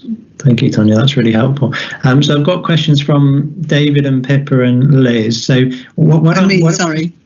Sorry? And Susan. Add me to your list. So why don't I hear from David, Pippa, Susan, then Liz? Let's get all your questions, and then and then Jonathan, you can do a collated response. Okay, David here, Jonathan. So thank you for the detail of the report. So firstly, just to check out that the detail is going through QPOG. That's first point. Second point is, I can't see in the plan what the trajectories are that we're now working to. So I assume that that's going to come out of the response to the NHS England's letter about planning. So again, perhaps you could confirm that. And then my third point is just a more detailed point. It relates to page 60, and it's the breakdown of the over 18 week waiters. And there's a chart in the middle there which shows the breakdowns by specialty. And the biggest group is what's down as other, because I think there's about 7,000 people which are in that other category and not assigned to one of the other specialties. So perhaps you could just tell me what those are. Thank you. Okay, and then Pippa. Thank you. So to answer your first question, the QPOC last time we got a verbal update from Jonathan, because this report was still being developed, but Jonathan can answer about going forward. My 2 questions were, one is a mental health question, so it may be for Tonya, but I just wanted to get assurance around the health check for people with SMIs and get assurance that that is part of our reset recovery work, because I was a bit concerned to see where we were with those, and it does link with the other comment that Tonya made about acute presentation. And the other one, Jonathan, was assurance around our long waiters, and are we asking providers to do quality impact or harm reviews where potentially needed? Thank you. Okay, and then Susan. Yes, it's a bit about the concerns around capacity to get back to the figures that we need to, particularly around diagnostics, and whether there was any opportunity or using the private sector to enhance our capacity and what was happening in that area. Okay, and then Liz. Yes, the first question in relation to IAPT Act and there's health watches, we didn't really understand what the figures represent, because historically they've been about 6%, reducing to about 2%. So these seem sort of odd and low percentages. So we were wondering, for example, what would 100% look like? It's difficult to tell what those percentages. The answer to that is percentage of the population. Percentage of the total population. Yeah, that's right. Oh, that's useful to know. The other question, we've asked the broad question outside the meeting about the management of people who are waiting a long time. But the figure that struck me was that quite a lot of people with ophthalmology referrals are highlighted. And I wondered, given the risk of irreversible damage in relation to eyesight, what the risk management is in relation to this particular group. Okay, excellent. So thank you. It's a good array of questions there. I mean, the themes, Jonathan, I'm sure you've written them down, but just something around the role of QPOC and assurance on the quality and performance report. What are the new trajectories? Quite a few questions around long waiters. So what does the other category mean? Are we doing harm reviews? I think Liz's question was around how we're managing risk in those long waiters as well, which is very similar to Pippa's point. SMI health checks for mental health, and Tonya probably needs to answer that one. And then a question around capacity and use of the private sector and where we're at with that. Okay, thanks, Andrew. So I'll have a go at trying to answer those questions. So as I think I said earlier, QPOC obviously has a really important role in this, and the expectation will be that the group will regularly receive an up-to-date report. It also links to the work that Pippa and others are involved in about how we move forward as an ICS, about how we monitor our system collectively. So there's a piece of work there. David, you're entirely right in your assessment about plan trajectories. The whole purpose of the planning round we are going through at the moment is to secure what those trajectories are. At the moment, we're trying to get back in most areas, particularly elective areas, to business as usual. So in the relevant month, doing the same amount of activities we were doing a year ago. That's the broad goal. But clearly there is a backlog which we also need to factor into that program of work. And on the long waiters, we are, throughout this process, there's been a very careful clinical prioritization going on in trusts with their teams to ensure patients who need treatment within 2 weeks or within a month or longer time frames are prioritized and treated in a timely way. We also have a duty to ensure that patients don't wait excessively for treatment and wait longer than a year for treatment. And again, part of this planning round is trying to ensure that patients don't wait longer than a year under any circumstances. That's a particular challenge at St George's and in that system at this point in time, and we're working that one through with them. I think the other category is really, I mean, I think we need to sort of unpack it, and I've asked the team to unpack it, David, in a bit more detail. It's basically everything that doesn't fall into the Kerner specialty codes, into the formal data definitions. That's what it is. But I want to do a bit more work to just check what lies underneath that, having seen the report. The challenge around using the independent sector. Up until the 7th of September, the NHS bought an awful lot of independent sector capacity. Some of that is coming to an end at that point in time, and we're working with colleagues across the London region to try and put the right resources in place.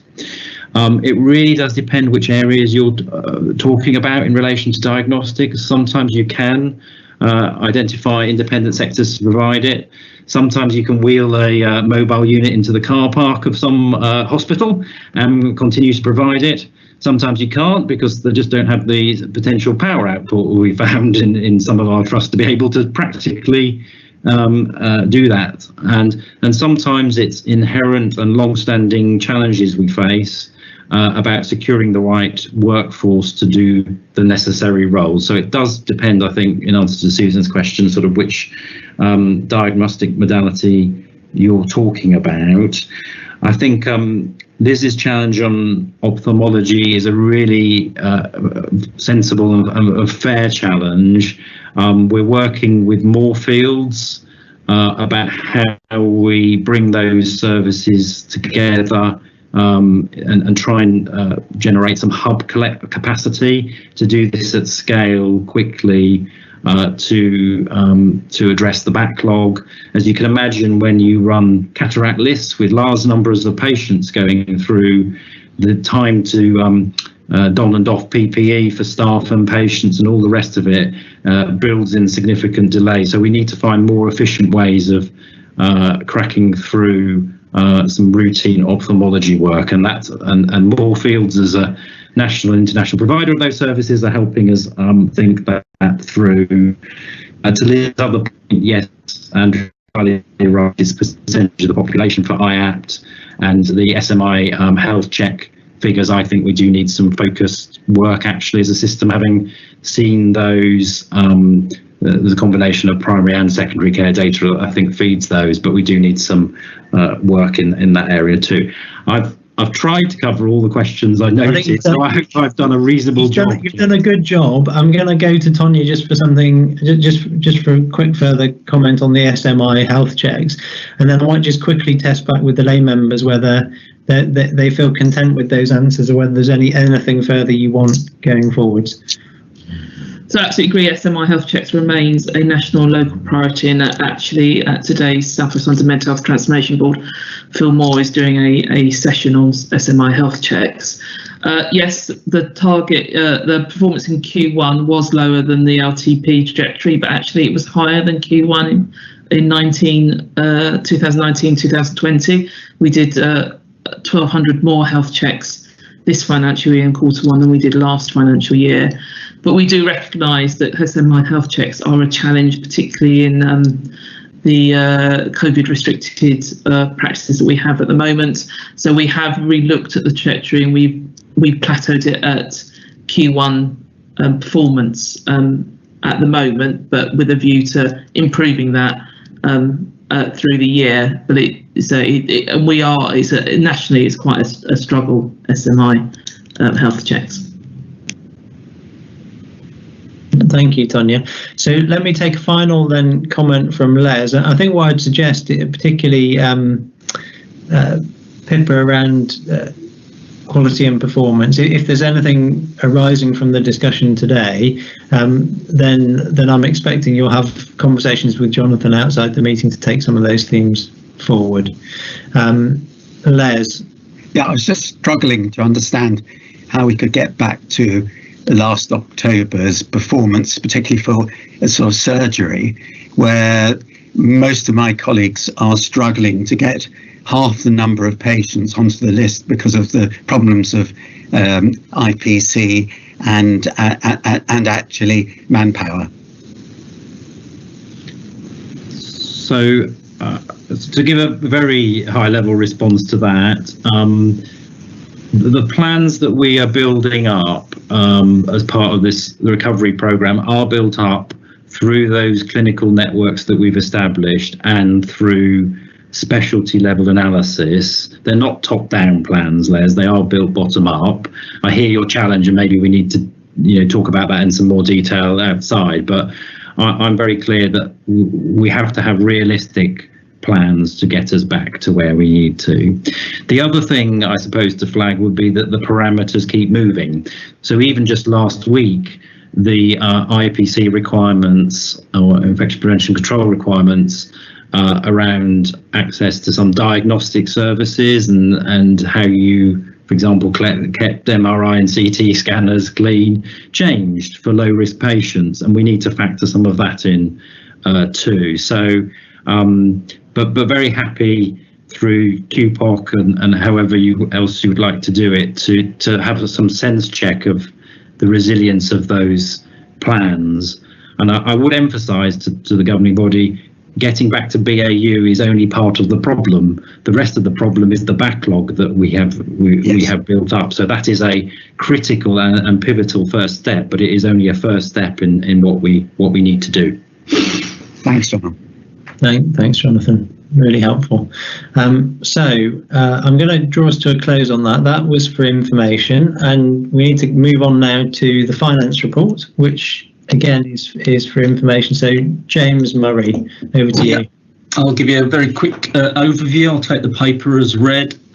So as you can see, and if members recall, they reset the financial allocations for CCGs and contracts for trusts for the first 4 months.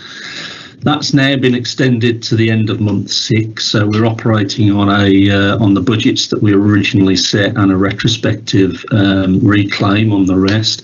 As you can see from the paper, we've reclaimed on 2 elements. One is just a shortfall on the original budget, which is about 9 million over that 4 months. And the other element is around COVID costs of around 28 million over 4 months. For those, I'm pleased to report we now have that funding in force, so the allocation has been received for month 4. So effectively at month 4, we're reporting a break-even position. As I say, that's going to carry on for the next couple of months. There's just a couple of things that we just need to point out on that. Clearly, we need to make sure that as the regime changes and we don't have the same reclaim offer, we've reviewed all the COVID costs that are ongoing, and I think we've done that. The biggest one that is still a pressure is the discharge costs, which we'll work through as the new regime and financial impact comes through. The other one, which is possibly more of a local issue, is prescribing looks high for the first couple of months. So we need to do a bit of a deep dive on prescribing. It is only 2 months data, and it's the 2 months that we're in the middle of the COVID peak. So it is something we need to look at and just make sure that we're on top of everything. As I say, the financial regime is supposedly being reset in October. We've got no, sorry about that, my phone's going off. We've got no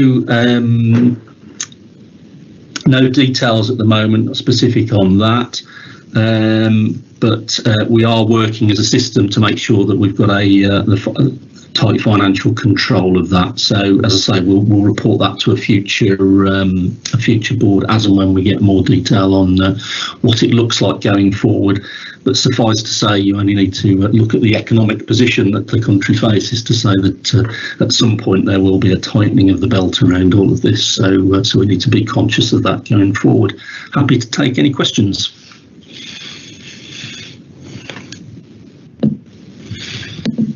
Thanks, James. And sorry, David, as Chair of Finance Committee, I'm sure you're wanting to come in. I can see your hand up.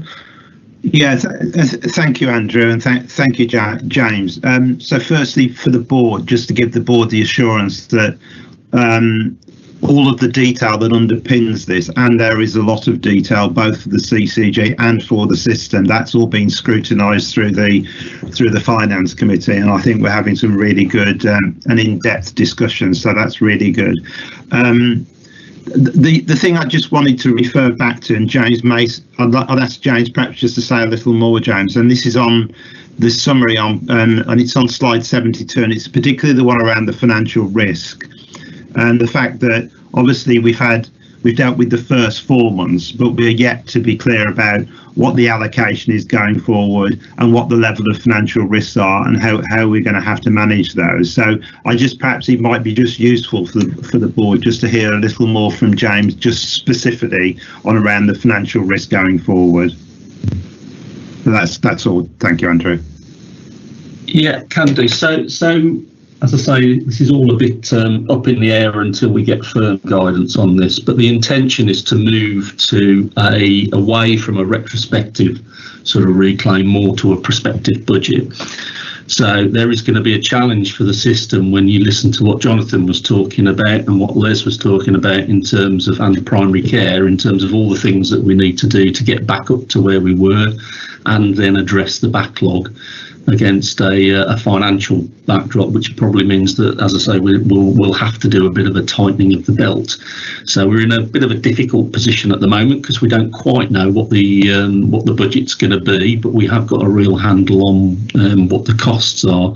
So we are going to have to manage those risks. I think the difference is we are going to have to manage them very much as a system.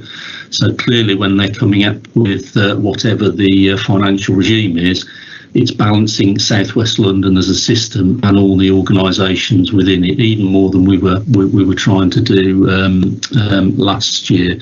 So as I say, that there are new risks. You've heard some of the dialogue between Les and Jonathan about how robust some of those plans are, what mitigations might we have to put in if we get other issues happening, whether it be flu or COVID spikes in the winter. So it's a very difficult, uncertain position at the moment, and we'll need to be conscious of that, but we have got a grip of where we are.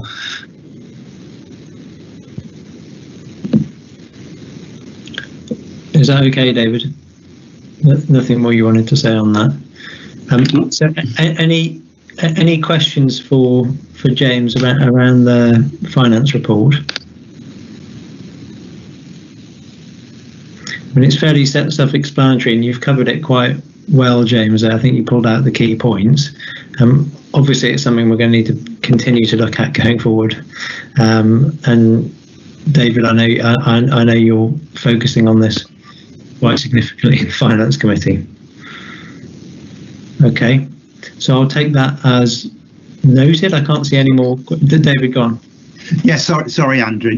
I mean, just to say to the board. So what we've been very conscious that the financial regime we're working under now is so different from anyone else has seen previously.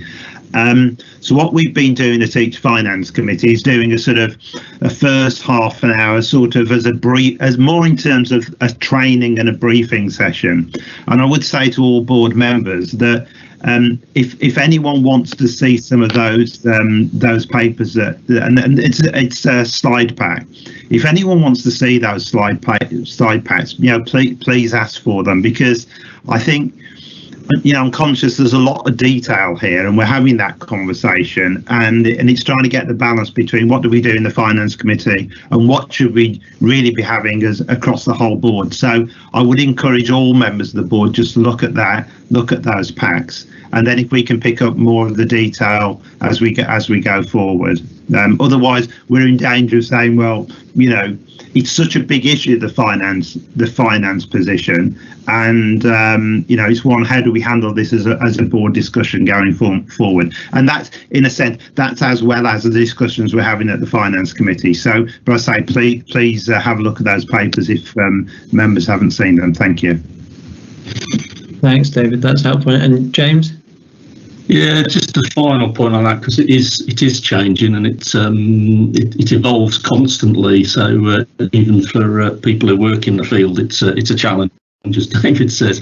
So what we could do, once we're a bit clearer, is use part of the next seminar to go through it in a bit more detail, if that would be helpful for board members. So happy to prepare something for that. That sounds like it could be really helpful. Let's have a chat about that outside the meeting as we plan for the seminar, but I think that sounds like a really good suggestion. Thank you. Okay, let's go straight on then to section 8 of the agenda, which is business continuity planning policy / strategy. And Jonathan, back to you. Thank you, Andrew. So this paper's here really as a formal governance piece. The CCG was born into a level 4 incident, as we were all well aware of and all been discussing, and having the right business continuity policy in place feels a really important thing to me through that. Of course, we've had other incidents IT incidents, for example, where the NHS has undergone cyber attack. So there's a range of different issues that this policy around emergency preparedness and response covers, and business continuity. So really, I'm taking the paper as read, or the policy as read. It's actually a fairly standard policy that any CCG as a Category 2 responder would be expected to have in place. I think the critical work that needs to take place underneath it is the development of business continuity plans to support this policy. And those plans are being developed through the course of this month, working with directors, exec directors and other directors across the CCG to ensure that we have identified risks and have put policies and processes in place to manage those risks as best as we can, and to ensure the workforce for the CCG are aware of how they're going to be deployed. Of course, we've had a very practical experience of that through COVID, but really the purpose of bringing it here is to get commitment to the formal policy, and I thought that the CCG as a new organisation ought to have that in place. We will continue working with the senior management team, continue to put the plan in place underneath it to support the current incident we're in, and indeed any future incidents that we will inevitably have to deal with at some point in the future. So wasn't expecting to have a great deal of debate about it, Andrew, but again, of course, very happy to take any comment or questions people may have. Yeah, so let me open it up, because it's the first time that the board have seen it and we're being asked to approve it. So I'd welcome hearing any comments or questions people have. Les, you've got your hand up. Yeah, there are a couple of issues. One is the huge number of acronyms, which I think a glossary would be appreciated with this particular one. And the second thing, Jonathan, is on page 6 of the policy, or 84. It says the process of EPRR is by the whole organisation, is driven by the South West London CCG governing body, IGC. What is the IGC? So that shouldn't be it. So that shouldn't be in there, Les. So the process, it will be, as I've said, it will be driven by the SMT. Will have an overview of how the planning process takes place underneath this. So apologies for that. I didn't understand. And I take your point about a glossary. It would be really helpful, and I will press for that. Thank you. Let me bring Paul in. You've got your hand up as well. Yeah, thank you. It's more of an observation, really. But obviously, as a organisation, we've coped well with loss of premises, which is often a big issue for organisations in a business continuity planning perspective.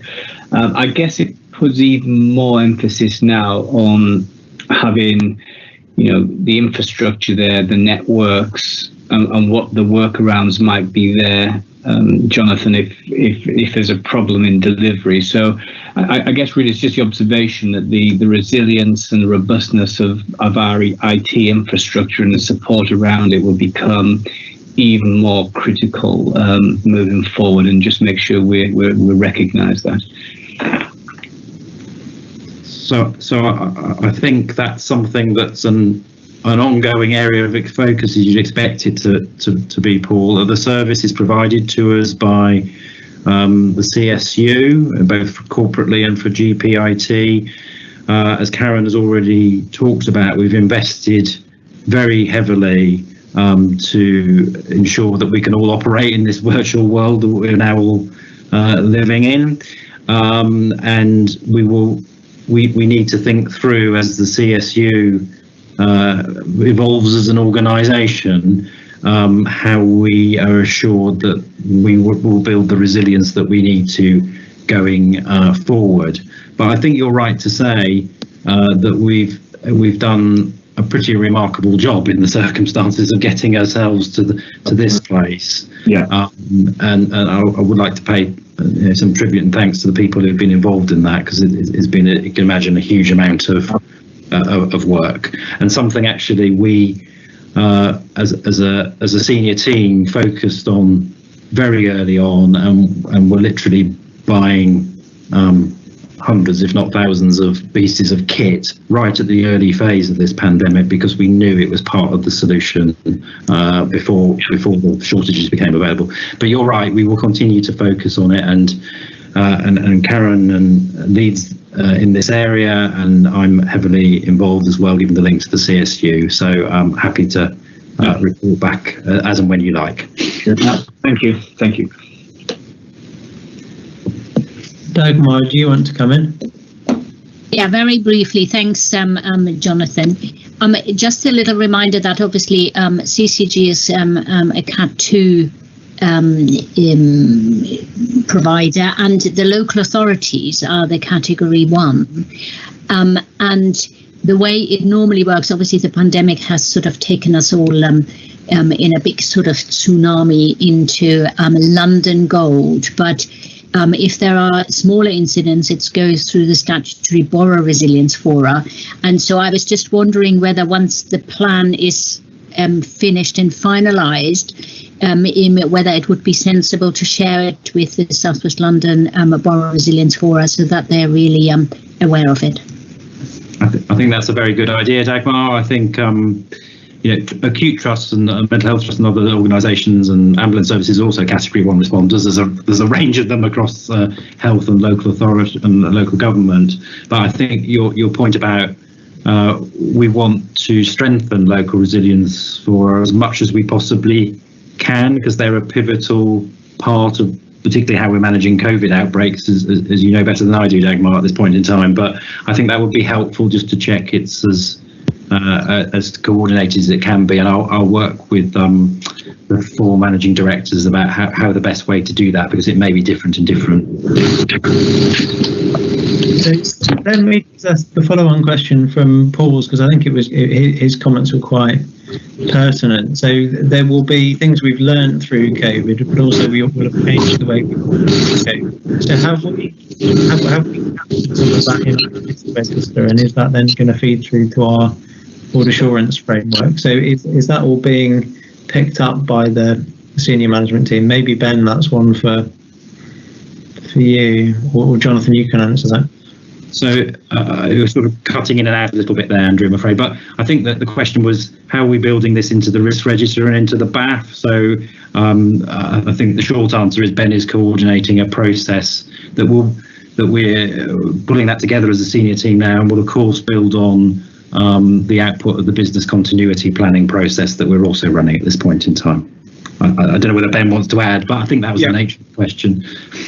Yeah, I think that's right, Jonathan, and Andrew. Andrew and Jonathan, I can make sure I pick up with Jonathan's team, but we've got it reflected appropriately. Yeah, you guessed my question, Jonathan. Sorry, I think I had a bit of a connection issue there. Good. So, are the board in a position to make a decision on this? We're being asked to approve. Sorry, I wanted to just make a brief comment. Sure, I put it in the comments. There was just an implication that there wasn't an equality impact analysis which was conducted, although of course that probably wouldn't have been either the case or appropriate. But I think that it's important that where there would have been work which parallels that which happens in an impact analysis of that type, it's quite important to actually make that explicit and to describe what has been done in that kind of respect. Okay, happy to do that, Bruno, and maybe we could pick that up offline, how you feel we could do that well. Thank you. Okay, so can I ask the board, are we happy to approve the policy? Yes, I can see broad nods. Good. So thank you, Jonathan. Obviously, there's some further discussions to have and some further work to be done outside the meeting. It'll be an ongoing piece of work, but we're happy to approve the policy. So thank you. Thank you very much. Right, so let's go on to section 9 of the agenda, which is the committee updates. So we've got updates from the Quality Performance Oversight Committee, Remuneration Committee, Finance Committee, Primary Care Commissioning Committee, not from Audit Committee because we haven't had one in between the board meetings, but there's one scheduled in September. So shall I just come to the chairs of the committees to ask whether there's anything particular that people wanted to flag up from the discussions you've been having in the committee? So let's start with Pippa, and then I'll go to David, then Susan, then Paul. Thank you, Chair. So I'm going to take this report as read. I'm not going to talk about performance because I think we've had a significant and rightly discussion about that today. I just want to draw your attention to safeguarding. So I told the governing body last time that we were going to be considering this. We had a report giving us assurance that we have fulfilled our statutory responsibilities around this. Obviously, this is an ongoing piece of work for us as a CCG. We looked at the annual reports that have been put in place for each of our boroughs and the themes that are coming out across South West London. We had assurance that the local safeguarding partnership arrangements, the new arrangements for safeguarding, which we carry out with partners, are in place and are functioning well. And you can see in the report the areas where we had specific assurance and explored in more detail. And as part of that, we also had the first South West London Child Death Overview Panel annual report. And again, there were some themes for that. And we asked for assurance that those are being considered locally, where there's some local learning that needs to take place. And obviously we're sharing learning where that's pertinent to do. We also last time had a detailed report on infection prevention and control. Again, the annual reports from last year, but as you would expect, we also got some assurance about the work that's going on now. Sarah alluded to this earlier. There is some additional work that is going on, and we are going to need to give some thought as to how that's reported back to QPOC in October. So I'll probably have a conversation with Sarah outside the meeting on that, but we had good assurance on the wide range of infection prevention and control. We weren't just looking at COVID incidents. And then finally, inequalities. We had a really helpful presentation from Karen and Michelle around the breadth of the work that's going on with the CCG and partners around the whole inequalities agenda. You can see some of that detail in the report. The final conclusion that we came to was that QPOC does have a role to play in seeking assurance around the health inequalities, and you can see the areas that we've identified. We will give some further thought to exactly what the ask for this is from the boroughs at our October meeting, and then have some report backs in December. That's it. Thank you. Happy to take any questions. Thank you, Pippa. Well, let me keep going through the different committees, and then I'll take any questions on the whole lot at the end. So, David, on to you. Remuneration committee is just a note, so nothing I wanted to raise under it. Thanks. And anything on finance committee? No, and again on finance, we've picked that up earlier in the James's report. So again, nothing to add. Thanks. Okay, Susan. Unmute, sorry.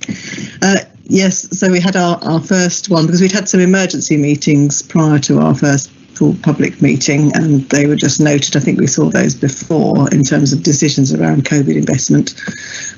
So mainly the meetings were just around the setup and updates on primary care and understanding how we're going to get feedback from the borough management groups and the work that they're doing, because it's really important that we get connected, because on the whole the primary care commissioning committee is dealing with the sort of contractual issues primarily rather than the strategic, but it's important to have some context.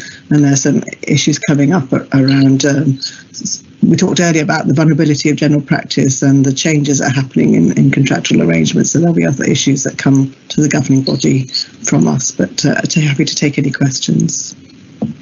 Thank you, Susan. So is there anything anyone wanted to ask in relation to the updates that you've had?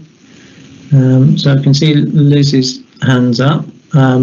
I've got one, Pippa, for you on safeguarding as well, which is I was involved in a London meeting yesterday, which involved one of the directors of children's services, and obviously there's some significant concern that because of the reduced contact for children with health professionals, but also with teachers, that there's not been the same number of cases being referred with safeguarding concern. There was some talk about, obviously with children going back to school, that an increased number are likely to be picked up by teachers now, so a greater percentage than normal. Is that a conversation that has been had, and what's the link in to our directors of children's services from the safeguarding team? Because obviously previously on a borough by borough basis, those links with the CCG and quality committee with the borough team would have been quite strong. Have we managed to establish that now that we're looking at things on a South West London footprint?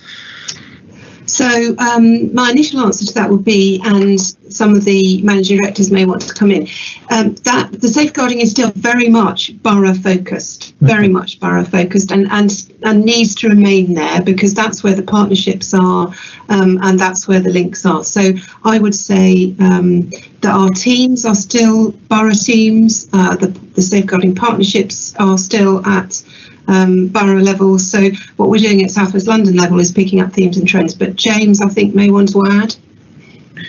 Yeah, I mean, just to say that we still have senior representation on safeguarding children's boards at borough level. We are still involved with LADO and other safeguarding children's processes through our quality teams.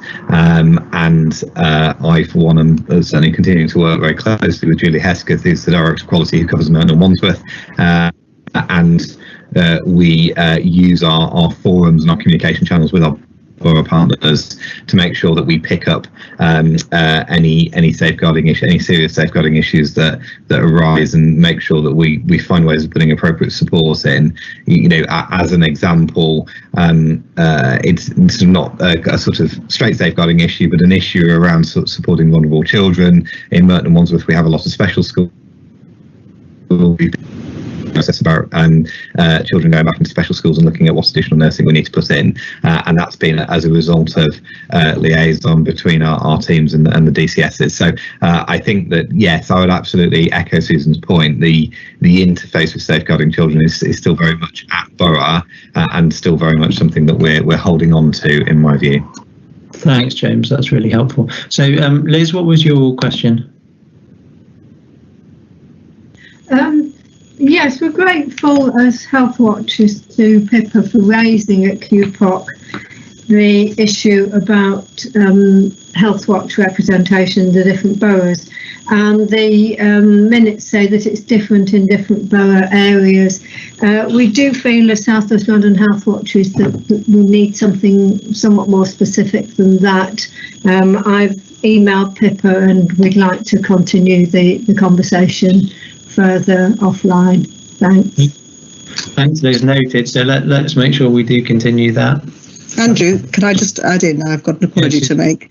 I've suddenly realised that we did have a Part 2 Primary Care Commissioning Committee, which considered a request to approve a contractual breach notice to a Wandsworth practice, and I just need to note that we approved that remedial breach notice, and I was told to bring it back to the governing body for you to note. So apologies, I don't think that was recorded on the briefing, was it? But I just think we should verbally note that, please. Thank you, Susan. So noted.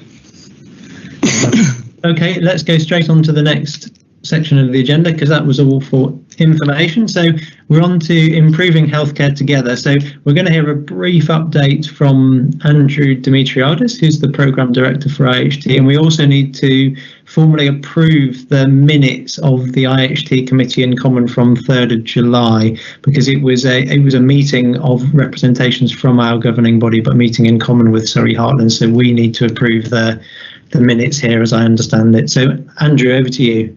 Yeah, thanks, Andrew. So I'll keep this brief, and assume that people will have read the update paper.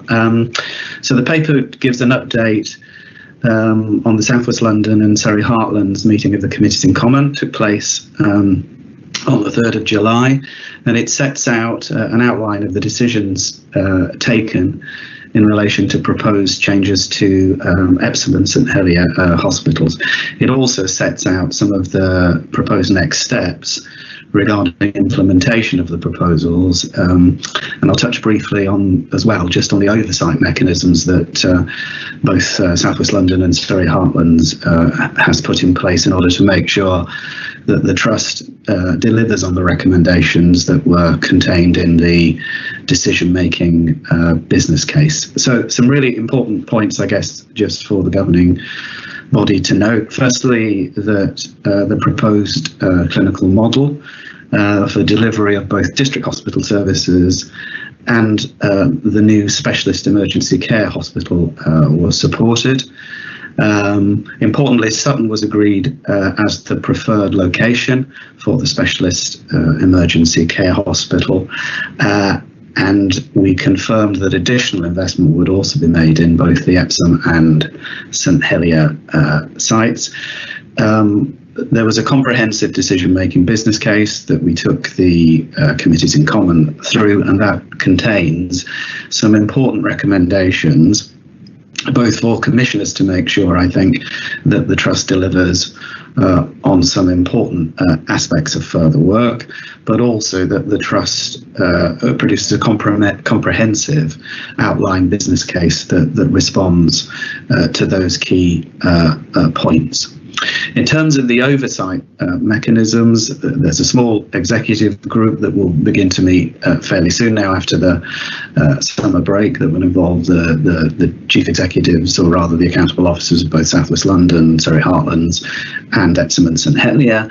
And the first meeting of what's called the Strategic Oversight Group meets next week to hear progress in relation to delivery of the decision-making business case recommendations, but importantly where the Trust is in further developing its work so that it can deliver an approved outline business case to both regulators and to the two CCGs concerned by the end of December, which is a pretty tight window, but it's important that we ensure that the Trust delivers on that timetable so that we can follow the necessary steps to ensure that those new services are delivered as early as possible, given the investment we've got from the government.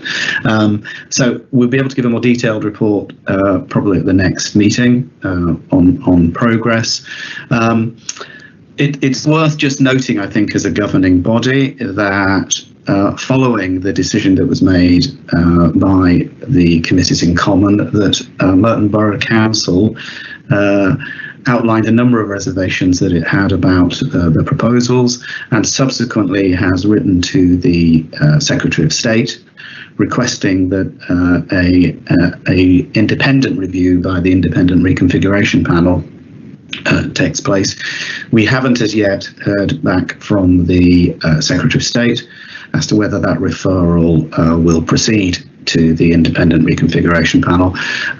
If that is the case, we will follow the appropriate process that's set out in terms of a response, and we will keep the governing body updated should that be the case.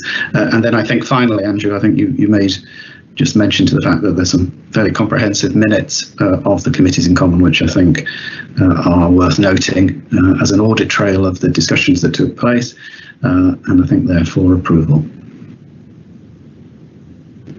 So that's it from me. Thank you very much, Andrew. So any questions from Andrew on that, particularly around the process that we're now following going forward in terms of oversight of the key recommendations? Jeff? Very brief, Andrew, thank you for that. And just a reassurance that the oversight work will have clinical oversight as in its process, because I think it's really important that although the site gets a lot of headlines, it's getting the clinical case right going forward, that the Trust implements what the business plan states. I'd want to make sure that there is a a robust amount of clinical review of what they are doing. Absolutely, Jeff. So we'll do that through the input of the clinical chairs, and if necessary, ensure that there are any wider discussions that we need to convene to support any further discussion about those elements of work. But I think we just need to hear from the trust as to how it's getting on, and I'm sure there'll be some points for discussion that we need to pick up with the wider clinical body. Okay, that's lovely. Thank you. Okay. Any other questions or comments? Vasa. To echo what Jeff just said, that we really need to have a clinical voice, but also a patient voice. We consulted a lot, we heard a lot, we listened a lot, we wrote down a lot of things, and we need to make sure that we don't forget all what we gained during this consultation process. And also looking at the issue of equality and deprivation, we made promises we have to keep, and also we need to know that we don't create structures which aggravate the sufferings of people from deprived and minority ethnic backgrounds. So that we just need to listen to what's going on in the world and make sure that this building is fit for purpose clinically, but also socially, culturally, and passes the citizens test, not the test of clinicians, but also the citizens test. I think it's important to have that in heart and in mind and in brain. I'd support all of that, Vasa. Yeah. Okay, good. So can I ask then, are we happy to approve the minutes of the committee meeting? I'm assuming people have had a chance to look through that. Were there any concerns with the accuracy of the minutes? Can I just ask for a change on item 7? I think the initial should be SG highlighted, as opposed to SB answering her own question. Well spotted. That's the only one I've got my name there, you see, so it's fine. Okay. Good. So we're happy to approve those minutes? Yes. Good. Those minutes are approved. Right. So public questions. We haven't had any public questions by email. We had a number of written questions from Health Watch. I think most of those we're going to respond to in writing in due course. It was probably a good opportunity, though, to pick up the issue that was raised, the question that was raised at the start around urgent care / 111. And Matthew, we've got you back. You might be well positioned to just give us an update on where we're at with that. Very happy to, Andrew, and apologies, I had to pop out for a bit. Glad to have been able to get back.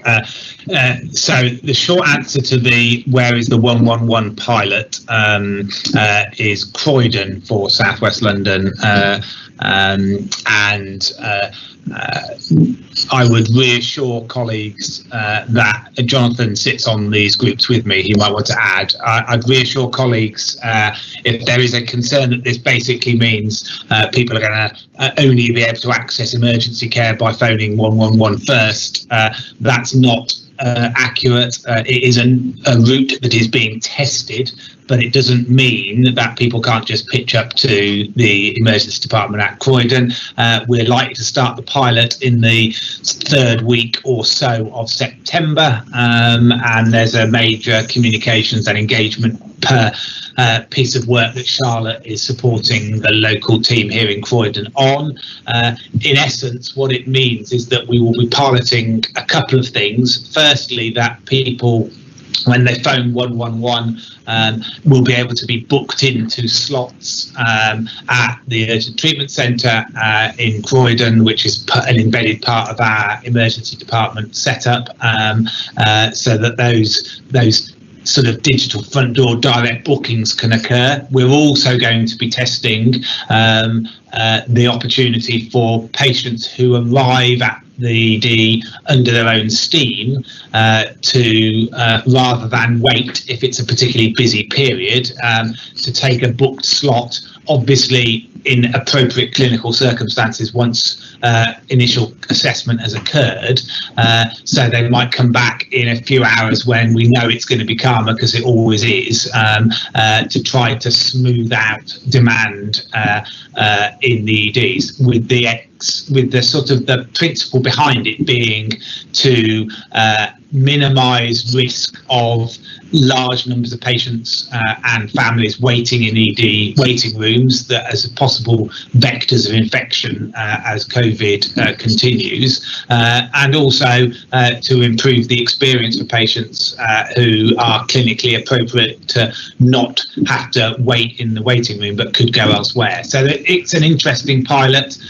It will be, I suspect, in some places publicised as, you know, people not being able to walk into the ED, because that makes a nice headline. That is not what it is, and hopefully I've reassured on that basis there will be a strong comms and engagement piece that Charlotte might want to just reflect quickly on, and Jonathan might want to add, because there is a whole load of other work that we're doing on urgent and emergency care transformation, but I've limited my comments to the specific question that came up, if that's helpful, Andrew. Yeah, thank you. That's a really helpful answer. Did either Charlotte or Jonathan want to come in or not? Yes, I suppose just to emphasise what Matthew said, we will be doing a lot of outreach work into the communities in Croydon to make sure that vulnerable groups understand that the A&E front door is still open. But there's been some national kind of work and some pilot work, interestingly, which shows that vulnerable groups do prefer it when they can go into A&E and have a booked appointment with a clinician, and that does actually encourage vulnerable groups to seek NHS support. So we're kind of learning from the national pilot and doing some specific outreach work to the vulnerable groups that Matthew talked about in Croydon to make sure that the message is really clear, because we want people to come to A&E and seek help, obviously in the safest way possible. Thanks, Charlotte. Okay, and then Bruno, you said, can you raise something that's been put to you generically? Is that on this particular issue? No, it's not this particular issue. It's just something that's been raised by voluntary and community organisations and members of the public that I'm in contact with in my own borough. Is it a question that we will have time to do justice to now? Yes, I think it probably is. I think it probably is. Go ahead then. Okay. The point which is being made by both community organisations and members of the public is that the methods that we've had to use to hold these board meetings previously, just with Teams, which has been exclusive and people have had to submit questions in advance, has been non-interactive.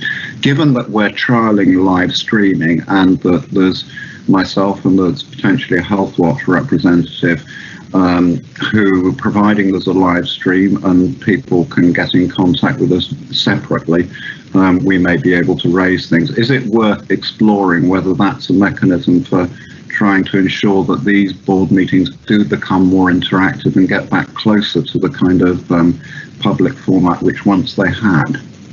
So I think Bruno, in the sense that the governing body meeting is interactive, obviously it's a meeting.